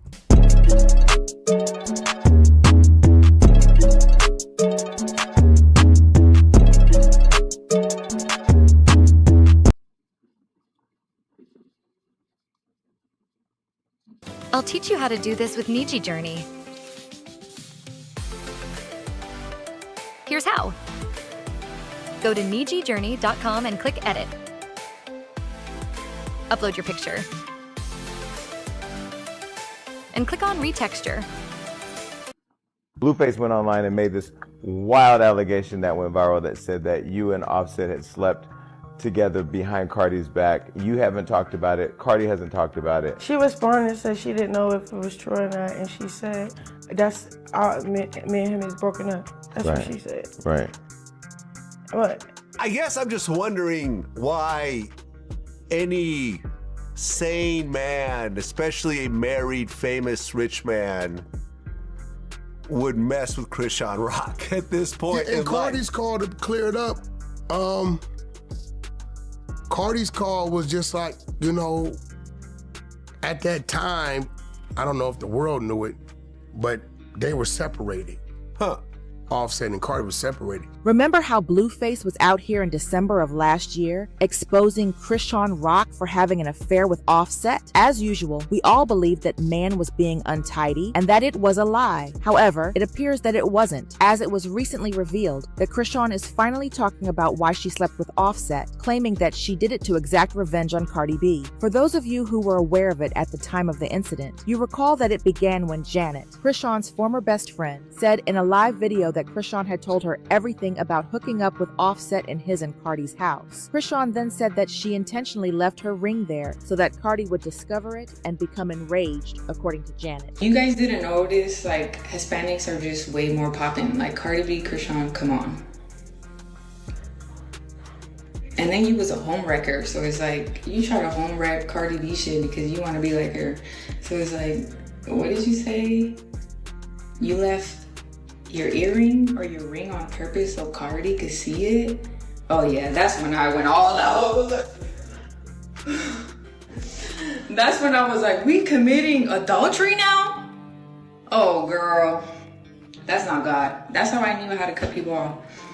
Everyone initially branded Janet as a horrible friend who was jealous of Chrisean and was attempting to remove influence from both her and Cardi's names. However, Blueface himself revealed Chrisean immediately after the video began to circulate online. In a since-deleted tweet, he wrote, being tatted on a It's not a flex, you're literally effed Cardi B's husband a couple of weeks ago. I'm tired of looking at me while they effing you. Get the rest of them gone ASAP, please. In case you missed it, Blueface was referring to the tattoo of his face on Chrisean's face. She had recently received a tattoo at the time, and Blueface was upset that Chrisean was still having relationships with other guys despite it. Naturally, Chrisean was not going to let the word spread, so she jumped online right away to offer her version of events and make her own accusations known. To Blueface, she wrote you over there trying to crack NLE Choppa, baby mama. She dubbed you. You got no riz, my boy. Let's talk about how I saw gay porn in your recent search history. That's why I honestly got the cover up, bro. I had a zesty in on my neck. Nothing wrong with being bi.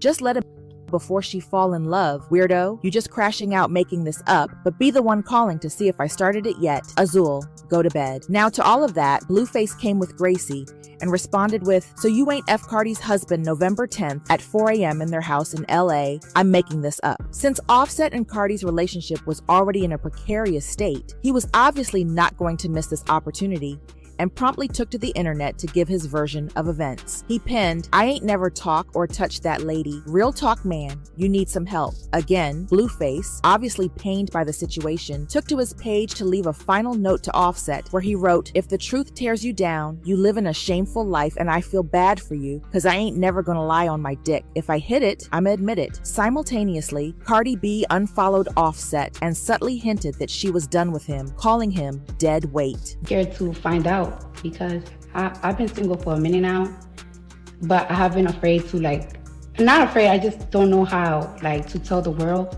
But I feel like today has been like a sign. The last time I got on live, I kind of wanted you guys to tell you. I kind of wanted to tell you guys, but I didn't know how to tell you. So I was like, I changed my mind. But it has been like this for a minute now, and I just took it as a sign. So I wanna start 2024 fresh, open. From immigrant parents to 115K in 45 days at 19. Armando is just 19. Fuck out of here. I don't know. I'm curious for a new life, for a new beginning, and yeah, I'm excited. It'll put me none of that. Then, during a Vlog TV interview in which the presenter re-examined one of his earlier tweets, Wack 100 once more surfaced with more sloppy information. Wack subtly mentioned in this tweet that Offset was unable to distinguish between a shack and a palace, with the shack being Chrisean and the castle being Cardi B. You threatened to expose some information about Offset involving some of the drama with Cardi B. Who? You. Oh, I kept the exposure from happening. You know, I got phone calls from people outside of Offset. You gotta remember, I got relationships with people before my relationships with Offset. So I got Cardi called me her damn self. Okay, because you had put up a post. You said, at Offset, little weird ass N-word, I told you keep me out your emotional shit. It's your fault. You don't know the difference between a castle and a shack. What does that mean? Cardi B, Chrisean Rock. Okay. You're lucky I respect sis, or I'd get out the way and really let the exposure happen. Remember what you said. Yeah, he's blaming me for what Blueface is doing. Wack continued by saying that Offset called him and accused him of being responsible for Blueface's behavior because it was causing him to lose his marriage at the time. Blueface, on the other hand, was not trying to avoid being untidy. Even if it meant bringing Cardi B down with Chrisean, he was prepared to drag her for trash. He's blaming me for what Blueface is doing. I didn't agree with Blueface for what he did. What did Blueface do? Well, he posted, I don't know if it was text messages, pictures, I don't know what it was, right? Of Offset and Rock, Chrisean, right? I wake up to it. I guess it's on Twitter somewhere. I don't be on Twitter, I don't know. My phone's going crazy, right? It's Offset. He's telling me, only thing I'm hearing is Blueface. I call Blueface, hey man, what is going on? He's flipping out, tripping out. And I'm like, what did you do? And he said, I welcome Offset to the circus. I said, well, what is that? And that's when he told me, he put up some text messages showing that whatever night French Montana had his party out there, I guess they hooked up, right? Chrisean Rock hooked up with Offset. Exactly, right. And I'm telling Blueface, nah, you can't. That ain't bro code. He said, I don't give a he want to be part of the circus, he part of the circus, right? Not to mention that Cardi once agreed to feature with Blueface on his song Bust Down Thotiana, which aided his musical career. Blue now claims that Chrisean hooked up with Offset during French Montana's birthday celebration, and there is proof that Chrisean was there with Offset. According to additional information gleaned from insiders, Chrisean was even spotted departing the party scenes with Offset. Although there was no official confirmation at the time, rumors are circulating that this ugly circumstance was one of the many factors that contributed to Offset and Cardi's divorce, which was filed shortly after the incident became public. I'm with your ops. That's one for your ops. Yeah, of course, because you don't move with integrity. You're not a street. That's what you do. That's what you do. Oh, I'm gonna go for your ops. Good. Nigga, I don't give a fuck. You can fuck my ops. You fuck my friends, nigga. I don't give a shit. You're a lame to me, and you will never equate to me. And it's crazy that I even let you even play with me for such a long time, because you're not even a real right to me. I make you look good. You, look at the jumping. I don't care. Look at the I'm a fool your ups. Matter of fact, oh, look at this. I don't want to see it. So what? You was gonna film anyways. All you gotta do is get drunk, and I'm gonna throw you that pussy for 2,000. You gotta survive out here. Bitches gotta survive out here, nigga.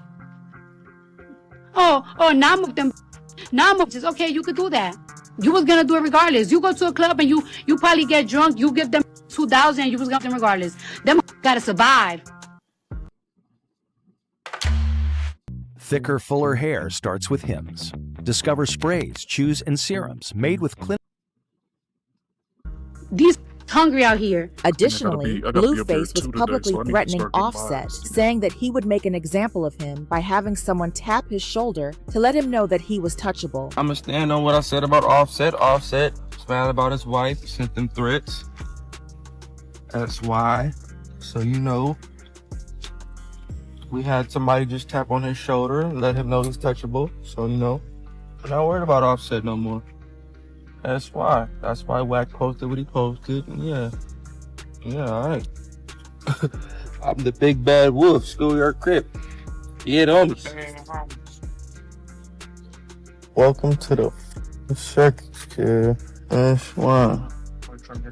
Everyone was talking about this when it happened roughly a year ago. Nobody knew who was being honest and who was being messy, because Offset and Chrisean were both out here rejecting the scenario in every manner possible. However, as they say, what is done in secret will eventually come to light, even if it takes a year. According to reports, Chrisean is coming out on her own right now and has reportedly already confessed in private to hooking up with Offset, claiming that she did it to get revenge on Cardi. Naturally, no one has been able to prove that Cardi may have harmed Chrisean to the extent that she would wish to exact revenge on her by ending her marriage, but that is what the most recent tabloid stories claim. Here are some opinions from a few folks regarding this entire fiasco while we wait for the ultimate unveiling. This individual stated, I think Rock knew exactly what Blue was saying when he came and accused her of messing with Offset. Something happened, or it was supposed to go down. She was too quiet about that situation. Another person added, Offset clapped Blueface's girl's cheeks and put it out as revenge. 2024.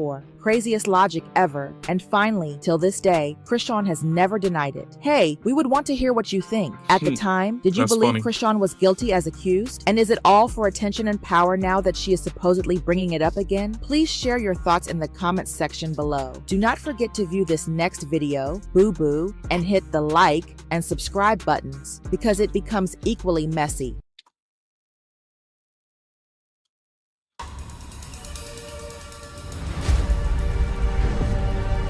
Your new beginning starts with Genesis, Now, during the Genesis Summer Signature event, get Now I 2.9. gotta clean my crib. Do you again see what your tomorrow. new rappers, how they got y'all dressing? Last video, y'all. What happened to white tees and no, you is girl. You know, and you see things like the white party be there, and then they have a little baby like in a sandwich. They're hugging them from the front and the back.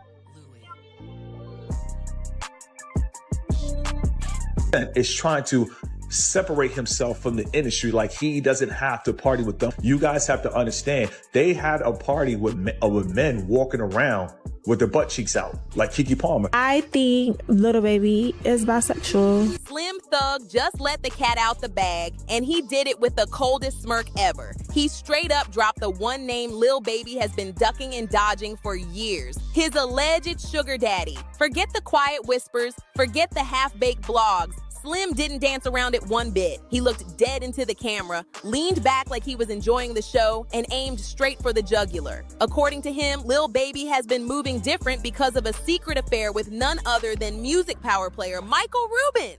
The way Slim slid that comment out was wild. It almost felt casual, like he'd been waiting on the right time to stir the pot. And whether he meant for it to go viral or not, you could see the satisfaction written all over his face. He knew the internet was about to explode. We ain't going for it. We staying in our era. We going with the G. We work on cars. You know what I'm saying? We change all. We do all the real man shit. You feel me? We ain't influenced by nothing else. But here's where it gets messy. Lil Baby wasn't about to laugh this one off.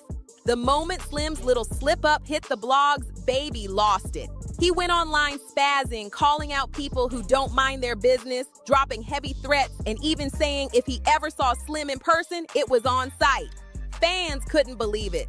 Lil Baby, the cool-headed superstar, suddenly unraveling over one name. Now everybody's side-eyeing, asking the same question. Has Lil Baby been finessing us with this tough street guy image the whole time? Because if Slim's claim holds weight, then that would mean Michael Rubin isn't just some casual business friend. He might actually be the secret plug behind Baby's fast rise to the top. Don't be making fun of me when I'm drunk. You're gonna get another drunken hug tonight. I don't care what anyone says. You're getting a drunken hug. You too. You too. Drunken hugs are coming tonight. Get up, Mike. Get up. Mike. Drunken hugs. No, that sounded a little crazy. Man, Mike. I'm gonna come hug you right now. I'm coming to hug you. Big hug. Get everyone to love each other. The sugar daddy rumors that people laughed at for years, they're starting to sound a little too convenient right now. And the wildest part, Lil Baby's always been the type to ignore the gossip. But Slim Thug's video must have touched the nerve he didn't want exposed because Baby instantly cracked. He hopped on IG and dropped cryptic story posts, hinting that people were trying to test him, saying things like, "Don't play with my name and keep my business out your mouth." Dudes love to talk until things get real. Then what? That was the exact energy behind Lil Baby's cryptic post, and although he deleted it quick, it was already too late. The blogs moved fast, grabbing screenshots and blasting them all over socials like wildfire. The post wasn't super detailed, but it was sharp enough to light the gossip fire and make everybody start connecting dots. At first, folks were wondering, who's Baby even talking about? But the OGs online who've been watching this tension build, they knew instantly the target had to be Slim Thug. Within hours, people were combing through both of their pages, digging for subs, hidden messages, shady captions, anything that could reveal the truth behind this brewing beef. And sure enough, Slim had been throwing his little darts at Baby for a minute now, but this time, Baby snapped back. So where did it all start? Believe it or not, it was over an outfit. Slim Thug saw a clip of Lil Baby performing in a fit that showed off his thighs, rocking a tight tank top, short shorts, and a pink belt. The look had the internet buzzing, with people whispering and side-laughing, turning old rumors into bold statements. Lil Baby is a sugar baby. Lil Baby is gay. That video was like fuel to Slim's fire.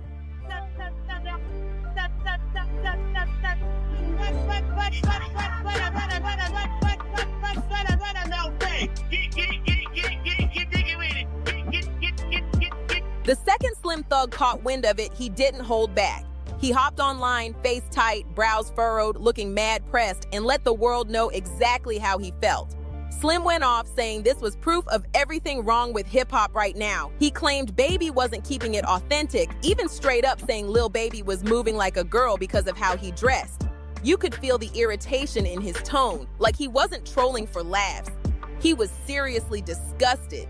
And that's when the drama really cracked open. What should have been a simple performance outfit turned into Slim Thug's so-called evidence that Lil Baby is living a double life with powerful men like Michael Rubin pulling strings behind the scenes. For Slim, that pink belt wasn't just fashion. It was a flashing signal that confirmed the rumors he'd been waiting to expose. But Slim Thug didn't stop there. He dragged more names into the mess. Even Young Jock caught a stray during Slim's rant. Slim clowned Jock's recent performance fit, a cropped sweater that left his stomach out for the crowd to see. And Slim wasn't laughing about fashion choices. He swore these looks were all proof that something deeper was being covered up in the industry. How they got y'all dressing?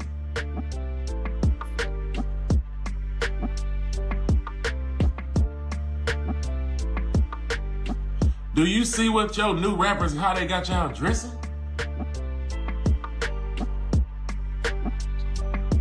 What happened to white tees and normal? You girls. You is all the way girls, man. Following y'all favorite rappers. D-Ray Davis, my brother.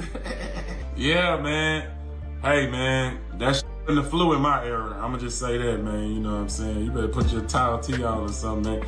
Before y'all be doing all this other. Y'all turning all the way to girls. What the? Like, even the girls they turned into girls. Girls look at y'all like girls.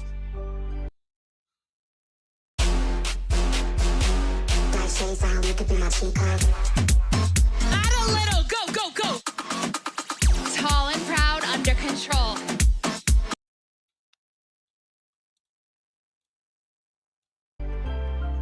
This is weird, bro. Like, I don't know what happened. Then fans started connecting dots, and that's when things spiraled. People dug up an old photo of Lil Baby and Michael Rubin standing a little too close for comfort. The body language, the big grins, the way they leaned into each other. Suddenly, it wasn't just a harmless group shot anymore. Social media spun it into something else entirely, calling it a mating ritual hiding in plain sight.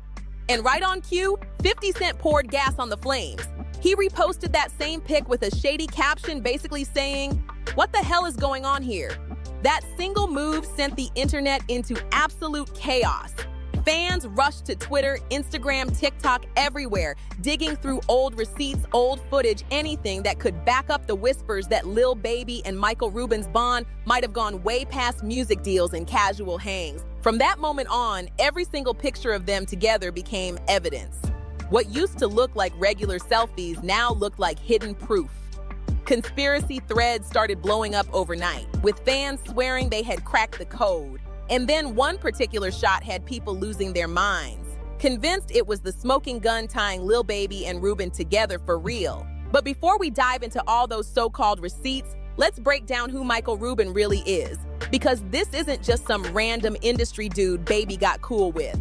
Rubin is a serious shot caller, a heavy name with deep ties in music, business, and even sports.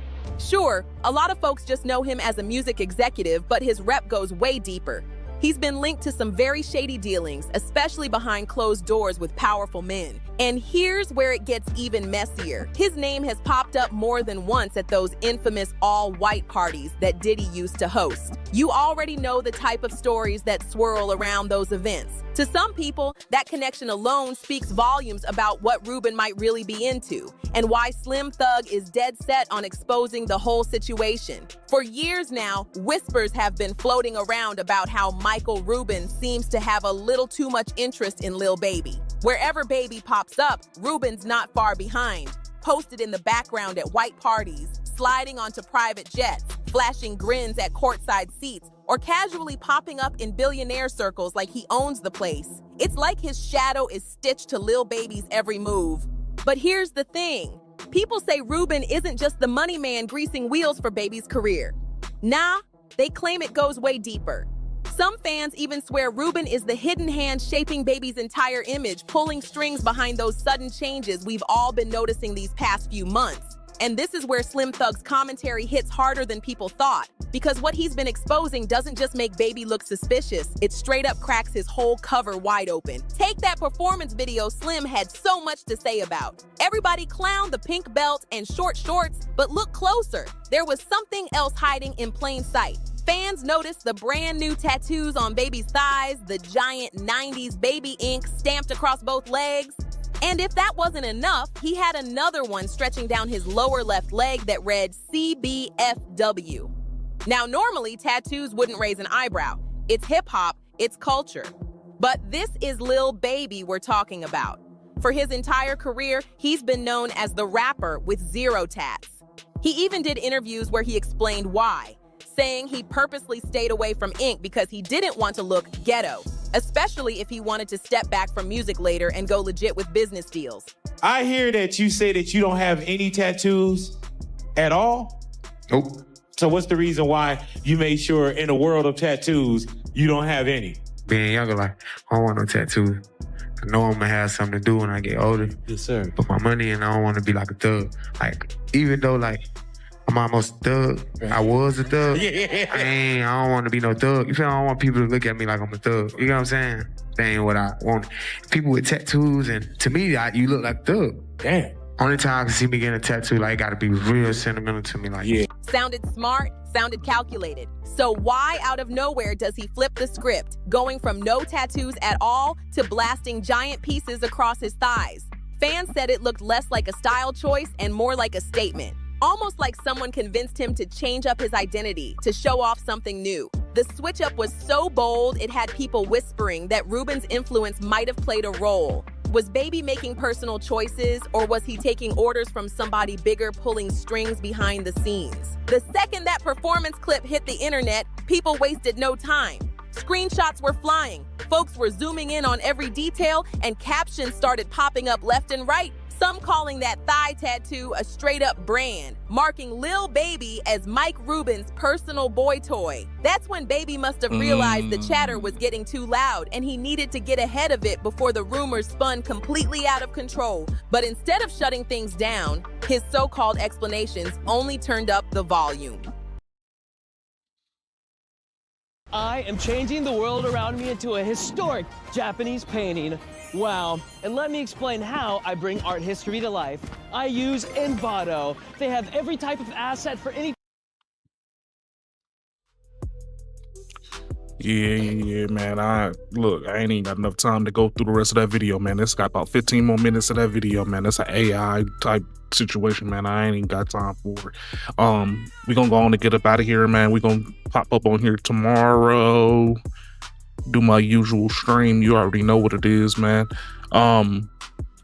We'll see what they do, man. We'll see what's going on tomorrow. I know I'm gonna try to get you a good stream in. I should be on time. I don't know.